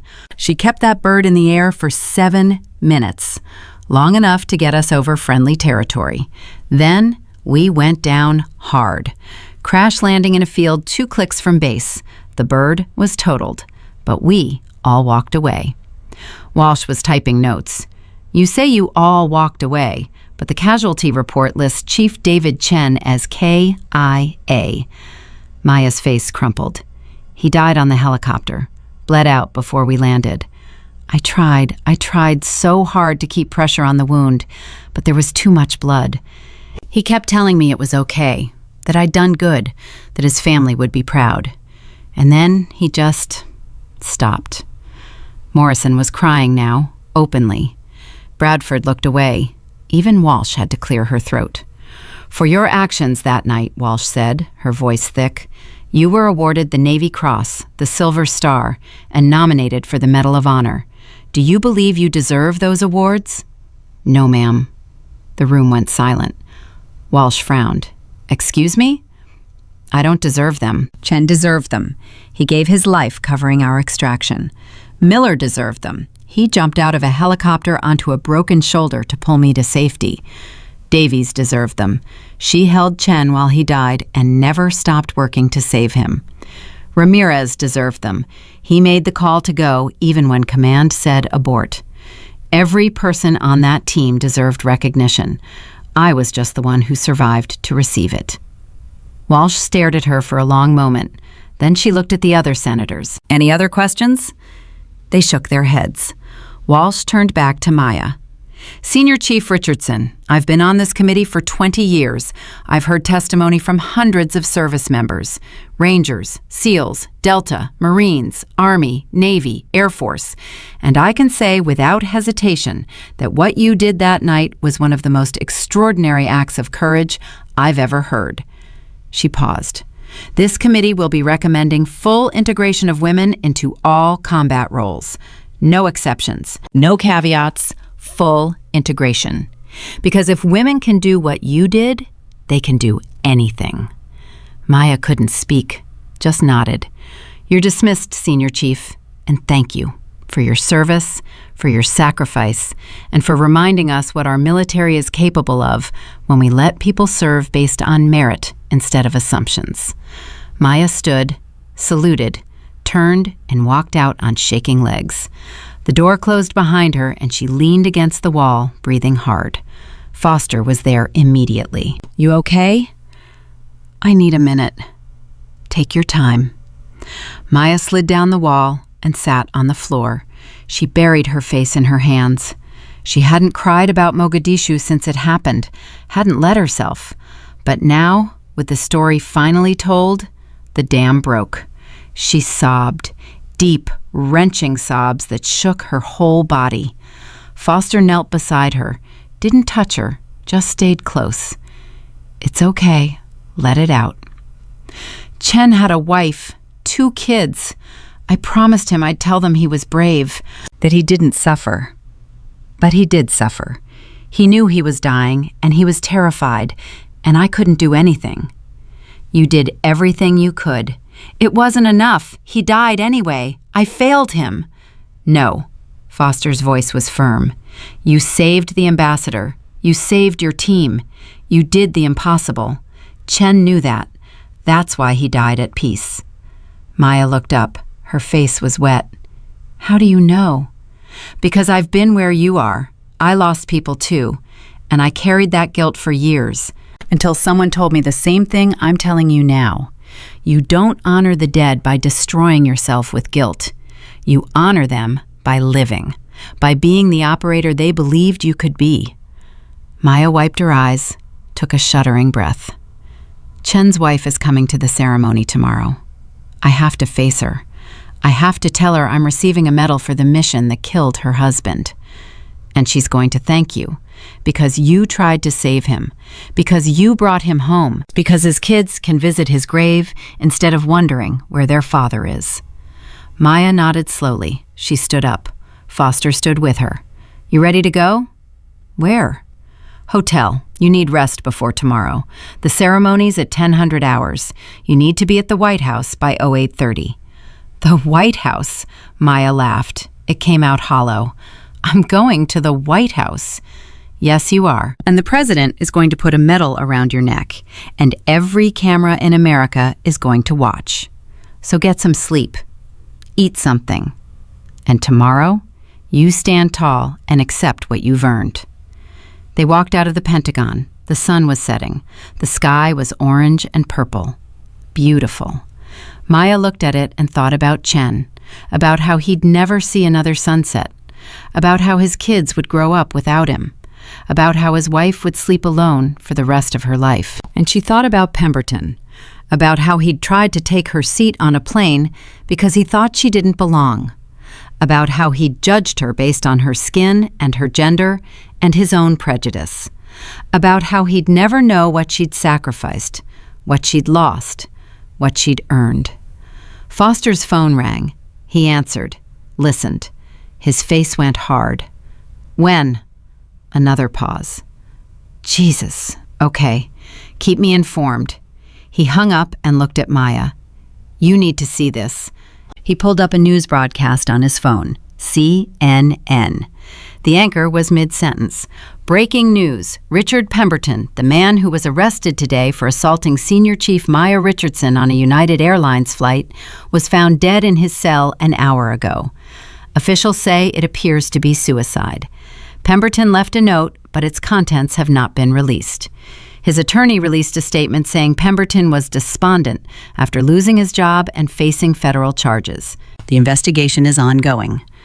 Maya stared at the screen. She felt nothing. Not satisfaction, not guilt, nothing. "He killed himself," Foster said quietly. "I heard. How do you feel?" "I don't know." Maya handed the phone back. "He made his choices, I made mine. Now he's dead, and I'm going to the White House. I guess that's justice." "Is it?" Maya thought about it. Thought about Pemberton's face when he realized who she was. The horror, the shame, the fear. He'd spent his whole life believing he was better than people like her. And in one moment, that belief was shattered. Maybe that was worse than any prison sentence. "Yeah," she said finally, "I think it is." They drove to the hotel in silence. Foster walked her to her room. "Get some sleep. I'll be back at 0700 to take you to the White House." "Foster." "Yeah?" "Thank you. For today. For being there. It's my job. It's more than that. You believed me when nobody else did." Foster smiled. "I always believe the people who've earned it. And Senior Chief, you've earned it 1,000 times over." He left. Maya locked the door, sat on the bed, looked at her phone. 57 missed calls, 218 text messages, emails flooding in faster than she could count. She opened the texts. Her mother. "I'm so proud of you, baby. Call me when you can." Ramirez. "Saw the news about Pemberton. Don't feel guilty. He made his bed." Davies. "Tomorrow's your day. Sen would be proud. We all are." Unknown number. "You're the reason my daughter wants to serve. Thank you." Another unknown number. "Black women belong everywhere. Thank you for showing us." Another. "You inspired me to stand up to my boss today. I got fired, but I don't care. You showed me dignity matters more than comfort." Maya read them all. Every single one. And for the first time since the plane, since the testimony, since everything, she smiled. Tomorrow, she'd go to the White House. Tomorrow, she'd receive the Medal of Honor. Tomorrow, she'd stand in front of cameras and represent everyone who'd ever been told they didn't belong. But tonight, she was just Maya. Just a woman who'd done her job, who'd lost friends, who'd survived, who'd stood her ground on an airplane because she'd learned a long time ago that the only way to win was to refuse to move. She lay back on the bed, closed her eyes, and for the first time in 3 years, she slept without nightmares. Maya woke to pounding on the door. She bolted upright, hand reaching for a weapon that wasn't there. Hotel room, not a compound, not a war zone. She checked her phone, 6:30 in the morning. Foster wasn't supposed to pick her up until 7. The pounding continued. "Maya Lynn Richardson, you open this door right now," her mother's voice. Maya's stomach dropped. She stumbled to the door and opened it. There stood Patricia Richardson, all 5 feet 2 inches of her, dressed in her Sunday best and carrying a garment bag. Her father stood behind her, tall and silent and smiling. Mama? What are you doing here? What am I doing here? My baby's getting the Medal of Honor and you think I'm staying in Detroit? Patricia pushed past her into the room. Look at you. Did you even eat dinner? You're too skinny. Marcus, tell her she's too skinny. Maya's father, Marcus Richardson, pulled his daughter into a hug. You look good, baby girl. Real good. How did you get here? Admiral Thornton called us yesterday, flew us out on a military transport, put us up in a hotel down the street. Now sit down and let me look at you. Patricia grabbed Maya's face, turning it left and right. You've been crying. I'm fine, Mama. Don't lie to me. I saw that testimony. Saw you talking about David Chen. You're carrying that boy's death, and you need to let it go. I can't. Yes, you can. Because his wife is downstairs right now waiting to see you, and she needs you to be strong. Maya's blood went cold. What? Linda Chen, David's wife. She flew in last night. Asked if she could see you before the ceremony. I told her yes. Mama, I can't. Yes, you can. You're going to go down there and you're going to let that woman say what she needs to say. Then you're going to put on this uniform, Patricia held up the garment bag, and you're going to accept that medal with your head held high. Understand? Maya's hands were shaking. I can't face her. I can't look her in the eye and tell her I'm getting a medal for the mission that killed her husband. Marcus stepped forward. His voice was gentle but firm.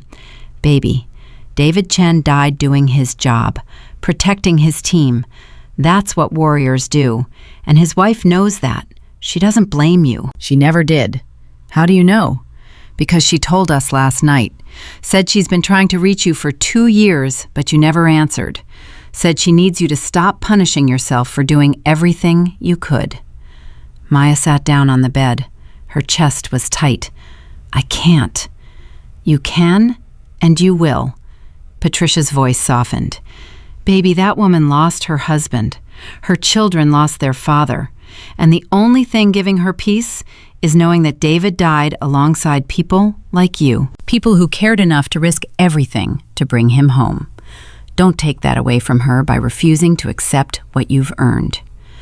There was a knock on the door, softer this time. Maya stood up, but couldn't move. Marcus answered it. A woman stood in the hallway, mid-30s, Asian, beautiful. Tired eyes. 2 children behind her. A boy, maybe 8, a girl, maybe 5. Linda Chen. She looked at Maya, her eyes filled with tears. Senior Chief Richardson. Maya couldn't speak, just stood there, frozen. Linda walked into the room, stopped 3 feet away. May I hug you? Maya nodded. Linda wrapped her arms around her, and Maya broke, sobbed into this woman's shoulder. This widow, this woman whose husband died in Maya's arms. I'm sorry, Maya choked out. I'm so sorry. I tried so hard, but there was too much blood, and he kept saying it was okay, but it wasn't okay, and I couldn't save him, and I'm sorry. Linda held her tighter. Shh, it's okay. David knew what he signed up for. He knew the risks. And he told me before that deployment that if anything happened, he wanted me to find you. He wanted me to tell you thank you. Maya pulled back. Thank me? For what? For trying. For carrying him when you were wounded. For refusing to leave him behind. David's last words were about you. He said, tell Maya she did good. Tell her I'm proud to serve with her. Those were his exact words. The boy stepped forward. He looked like his father. Same eyes, same serious expression. Are you the lady who tried to save my dad? Maya knelt down. Yes. My dad said you were the bravest person he ever met. He said if anything happened to him, it would be because he was protecting someone worth protecting. Were you worth it? The question hit like a bullet. Maya looked at Linda, at the little girl hiding behind her mother's leg, at this family that had been shattered because of a mission she'd volunteered for. I don't know, Maya said honestly, but I'm going to spend the rest of my life trying to be. The boy nodded. Good, because my dad believed in you, and my dad was never wrong. He held out his hand. Maya shook it. His grip was firm, confident, just like his father's had been. "We're coming to the ceremony," Linda said. "The president invited us. He said David is receiving a posthumous Navy Cross, and we'll accept it right before your medal. I want my children to see what their father died for. I want them to understand that his sacrifice mattered." Maya stood up. "It did matter. He saved our entire team. Without his covering fire, none of us make it out." "I know. And now the whole world is going to know. Because you're going to stand up there and accept that medal, and you're going to remember David, and Johnson, and all the others who didn't come home. You're going to be their voice."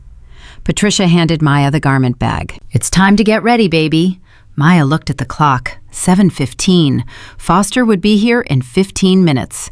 She excused herself and went into the bathroom, opened the garment bag. Inside was her dress uniform, pressed, perfect, every ribbon in place, every medal polished. She put it on slowly, each button a commitment, each crease a promise. When she emerged, her parents were crying. Linda was smiling. The children were staring. "You look like a superhero," the little girl whispered. "I'm not a superhero. I'm just a sailor who did her job." "That's what makes you a superhero," Linda said. "Real heroes don't think they're special. They just do what needs to be done." There was a knock at the door. Foster. He stopped when he saw Maya in uniform, came to attention, saluted. "Senior Chief, you ready?" "As I'll ever be." "Good, because there's a crowd downstairs. Press, supporters, some protesters. It's a zoo." "Protesters?" Marcus frowned. "Who's protesting a Medal of Honor ceremony?" "White supremacists, alt-right groups. They're saying the medal is politically motivated, that Senior Chief Richardson doesn't deserve it because she's a diversity hire." Foster's jaw tightened. "But they're outnumbered 10-1 by supporters. People came from all over the country, veterans, families, kids. They're holding signs saying, 'Thank you, Senior Chief,' and 'Heroes come in all colors.'" Maya felt her chest tighten again. "I don't want this to turn into a spectacle." "Too late. This stopped being about you the moment that video went viral. Now it's about every person who's ever been told they don't belong. Every woman who's been told she's not strong enough. Every black person who's been told they're not good enough.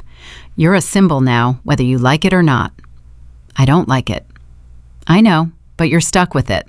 So we're going to walk out there, we're going to smile for the cameras, and we're going to get you to the White House without incident. Understood?" "Yes, sir." They took the elevator down. The doors opened to chaos. Flashing cameras, shouting reporters, crowds pushing against security barriers. But the shouting wasn't angry. It was excited, celebratory. "Senior Chief, over here! Maya, can we get a photo? You're an inspiration. Thank you." Foster and his team formed a protective circle around Maya and her family. They pushed through the crowd toward the waiting SUV. A young black girl, maybe 12, broke through the barrier and ran up to Maya. "I want to be like you when I grow up," she shouted, before security pulled her back. Maya stopped.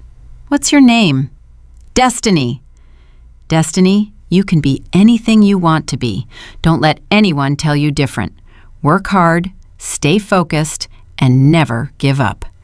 Even when people say mean things, especially when people say mean things. Because that means you're doing something that scares them. And if you scare them, you're on the right path." The girl beamed. Her mother was crying. "Thank you, Senior Chief. You have no idea what this means to us." They reached the SUV, climbed in, the doors closed, and the noise cut off. Maya leaned back against the seat. Her heart was pounding. Her hands were shaking. "You did good back there," Marcus said. "That little girl will remember this day for the rest of her life. I just don't want to disappoint anyone." "Baby, you couldn't disappoint anyone if you tried. You've already exceeded every expectation anyone ever had. Now you just need to show up and accept what you've earned." The drive to the White House took 20 minutes. Security checkpoints every 100 yards. Secret Service everywhere. When they finally pulled up to the entrance, Maya saw more crowds, more cameras, more noise. But she also saw them, her team, Ramirez, Davies, Miller, all in dress uniform, all standing at attention, waiting for her. She got out of the SUV. Ramirez stepped forward. "Senior Chief?" "Master Chief." "Ready for this?" "No." Good, that means you're human. He smiled. Chen would be proud. We all are. Davies hugged her. You clean up nice, Richardson. Thanks, Chief. Miller clasped her shoulder. Remember what I told you in that hospital in Germany? You're one of us. Really one of us. Today, everyone else gets to see what we already knew. They walked inside. The White House was exactly what Maya expected. Grand, imposing, beautiful. But all she could focus on was the room ahead where the ceremony would take place. A Marine escort led them to a waiting area. Other Medal of Honor recipients were there. Old men mostly. Gray hair, tired eyes. Warriors who'd earned their medals decades ago in wars most Americans had forgotten. They stood when Maya entered. One by one, they saluted her. It's an honor to meet you, Senior Chief, an elderly man said. He had to be 90. I received my medal in Vietnam 53 years ago, and I can tell you with absolute certainty that what you did was every bit as worthy as anything any of us did. Welcome to the Brotherhood. Thank you, sir. No, thank you for proving that courage doesn't have a gender, doesn't have a color, just has a standard. And you met that standard and then some. A door opened. A woman in a business suit stepped out. Senior Chief Richardson, the president will see you now. Maya's stomach dropped. Now? The ceremony isn't for another hour. The president requested a private meeting first. Just you. 5 minutes. Maya looked at her parents, at Linda and her children, at her team. They all nodded. She followed the woman through a maze of hallways until they reached a door with 2 Secret Service agents outside. Go ahead, Senior Chief. He's waiting. Maya opened the door. Inside was an office. Simple, elegant. And behind the desk sat the President of the United States. He stood when she entered. Senior Chief Richardson, thank you for coming. Maya saluted. He returned it. At ease. Please, sit. She sat, her back straight, her hands on her knees. I wanted to talk to you before the ceremony, away from the cameras and the press and the politics, because what I'm about to say is just between us. He leaned forward. My son served in Afghanistan, Marine Corps. He was killed by an IED in 2019. Before I was president, before I was even a senator, I was just a father who lost his son. Maya's throat tightened. I'm sorry, sir. Thank you. But I'm telling you this because I understand loss, I understand sacrifice, and I understand guilt. My son's last letter to me said he was proud to serve, that he believed in the mission, that if anything happened, I shouldn't blame myself. But I did blame myself. I blamed myself for years, until I realized something. He didn't die because of my choices. He died because of his. He chose to serve. He chose to deploy. He chose to be a Marine. And that choice, that courage, is what I need to honor, not my guilt. Sir, you feel guilty about David Chen, about the others you lost. I can see it in your eyes. But they made their choice too. They chose to serve with you. They chose to go on that mission. And they'd make the same choice again because that's who they were. Warriors, brothers, family. Don't dishonor their choice by carrying guilt you don't deserve. Maya felt tears on her cheeks. I just wish I could have saved them. You did save them. You brought them home. You gave their families closure. You told their story. That's all any warrior can ask for. There was a knock on the door. Mr. President, it's time. He stood. So did Maya. One more thing, Senior Chief. That man on the plane, Richard Pemberton. His suicide note was released this morning. I think you should read it. He handed her a piece of paper. Maya unfolded it. The handwriting was shaky. To whom it may concern, I was wrong about everything, about her, about myself, about what matters in this world. I spent my entire life believing I was better than people like Maya Richardson because of my money, my status, my skin color. And in one moment, I realized I was nothing. I'd contributed nothing, I'd sacrificed nothing, I'd earned nothing. She risked everything for her country, and I tried to take her seat on a plane because I felt entitled to it. I'm a coward, a racist, a failure, and I can't live with what I've become. Maybe my death will mean something.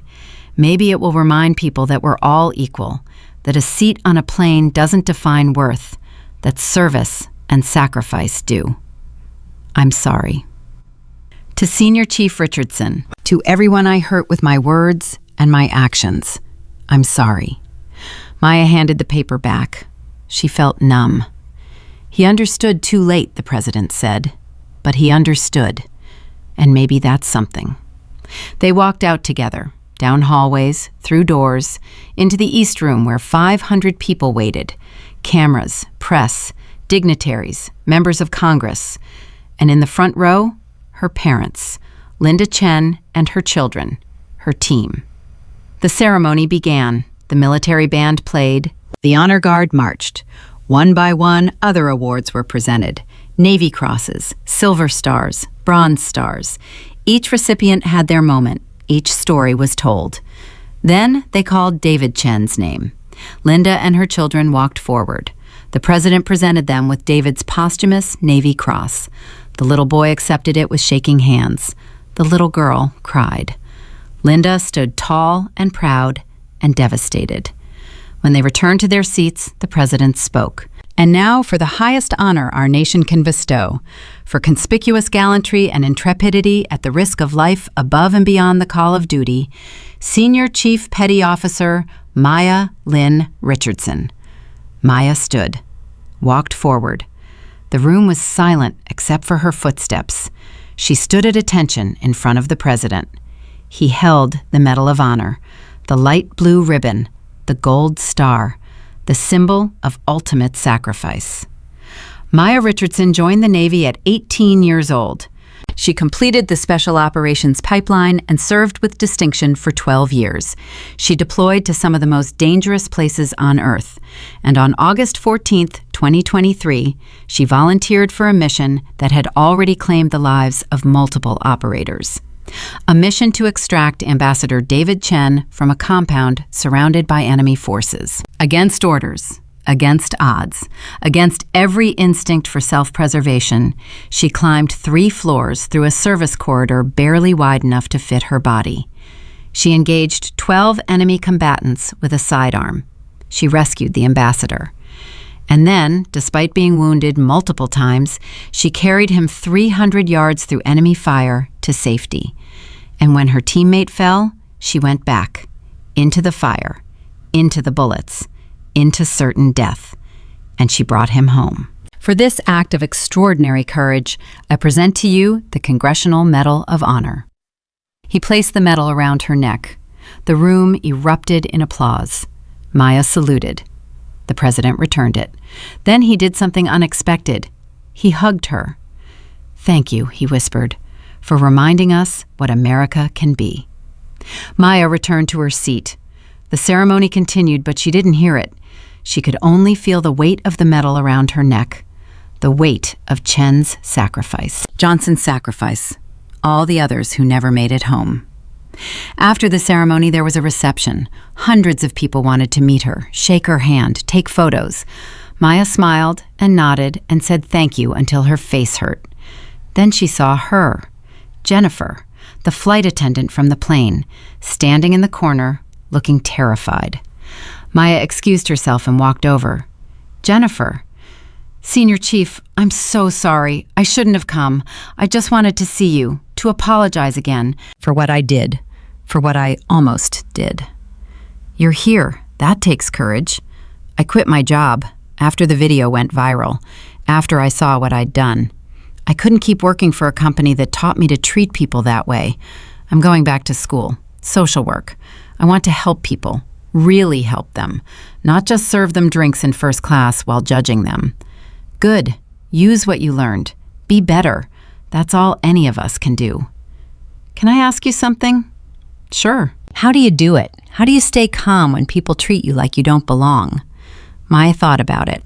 "Because I know I do belong. I earned my place, and no one's opinion can take that away from me. You want to honor what happened on that plane? Treat everyone with respect. Every passenger, every person, regardless of what they look like.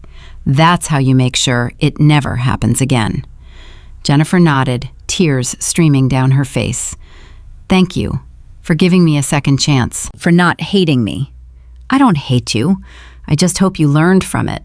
"I did. I promise I did." Maya's phone buzzed. A text from Ramirez. "Press wants interviews. You doing them?" She typed back, "No. I said what I needed to say." "Good. Let's get out of here. Team dinner. Your parents. Chen's family. Just us." "Where?"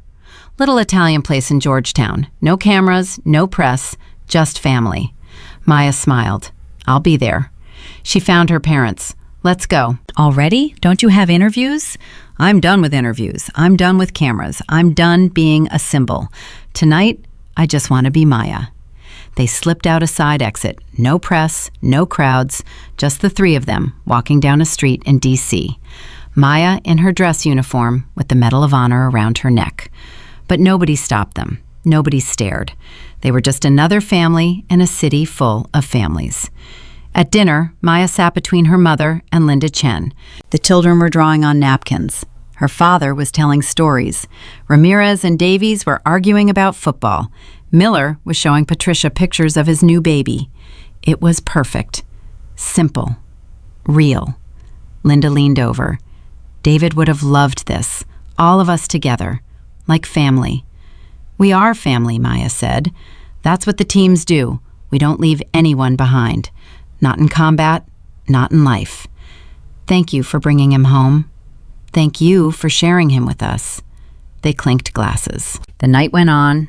Stories were told. Laughter filled the room. For a few hours, Maya forgot about the medal, about the plane, about Pemberton, about everything except the people around her. This was what she'd fought for. Not medals, not recognition, just moments like this, where the people she loved were safe and happy and together. At midnight, they finally left the restaurant. Maya's parents got a cab back to their hotel. Linda and the children headed to theirs. The team walked Maya back to her hotel. "What's next for you?" Davies asked. "Back to the base, back to work, back to the mission." "You sure? You could retire, do the speaking circuit, make real money." "That's not who I am." "I know. That's why we love you." Davies hugged her. "See you back at Coronado." One by one they said goodbye, until it was just Maya standing alone on a street corner in Washington, D.C. Medal of Honor around her neck, dress uniform pristine. But inside, she was just a sailor who'd done her job. She looked up at the sky. Stars were barely visible through the city lights, but she could see enough. Could imagine Chen up there somewhere, watching, proud. "I kept my promise," she whispered. "I told your story. Now everyone knows what you did, what you sacrificed." A breeze blew past, warm, gentle, like a response. Maya smiled, straightened her uniform, and walked back to her hotel. Tomorrow, she'd fly back to California, back to her unit, back to training, because somewhere in the world, another mission was waiting. Another American needed rescue. Another team needed her skills. And she'd be ready. Because heroes don't retire. They don't quit. They don't stop just because the cameras go away and the crowds disperse. They keep serving, keep sacrificing, keep showing up, day after day, mission after mission, until the job is done or they can't serve anymore. Maya Richardson wasn't a hero because she wore a medal. She was a hero because she refused to accept that people like her didn't belong anywhere. She'd earned her seat on that plane. She'd earned her place in the teams. She'd earned everything she had through blood and sweat and determination. And tomorrow, when some young recruit asked if women could really do this job, someone would tell them about Senior Chief Richardson, about the plane, about Mogadishu, about the Medal of Honor. And that recruit would know that yes, women can do this job. Black women can do this job. Anyone can do this job if they're willing to pay the price. That was Maya's real legacy, not the medal around her neck, but the door she'd kicked down for everyone who came after her, the proof that merit matters more than assumptions, that courage has no color, that heroes come in every shape, size, gender, and race. Richard Pemberton learned that too late. But millions of others learned it from watching Maya refuse to move from her seat, refuse to back down, refuse to accept that she didn't belong. She belonged everywhere, and so did every person who'd ever been told they didn't. That was the lesson. That was the message. That was what mattered. Maya Richardson had changed the world not by trying to, but by simply being herself, by standing her ground, by doing her job, by refusing to quit. And when the history books were written, they wouldn't remember Richard Pemberton. They wouldn't remember the plane. They wouldn't even remember the ceremony. They'd remember the principle that every person deserves dignity, that every seat is for everyone, that belonging isn't about permission, it's about earning your place and having the courage to take it. Maya had that courage. She'd always had it. And now, the whole world knew it too.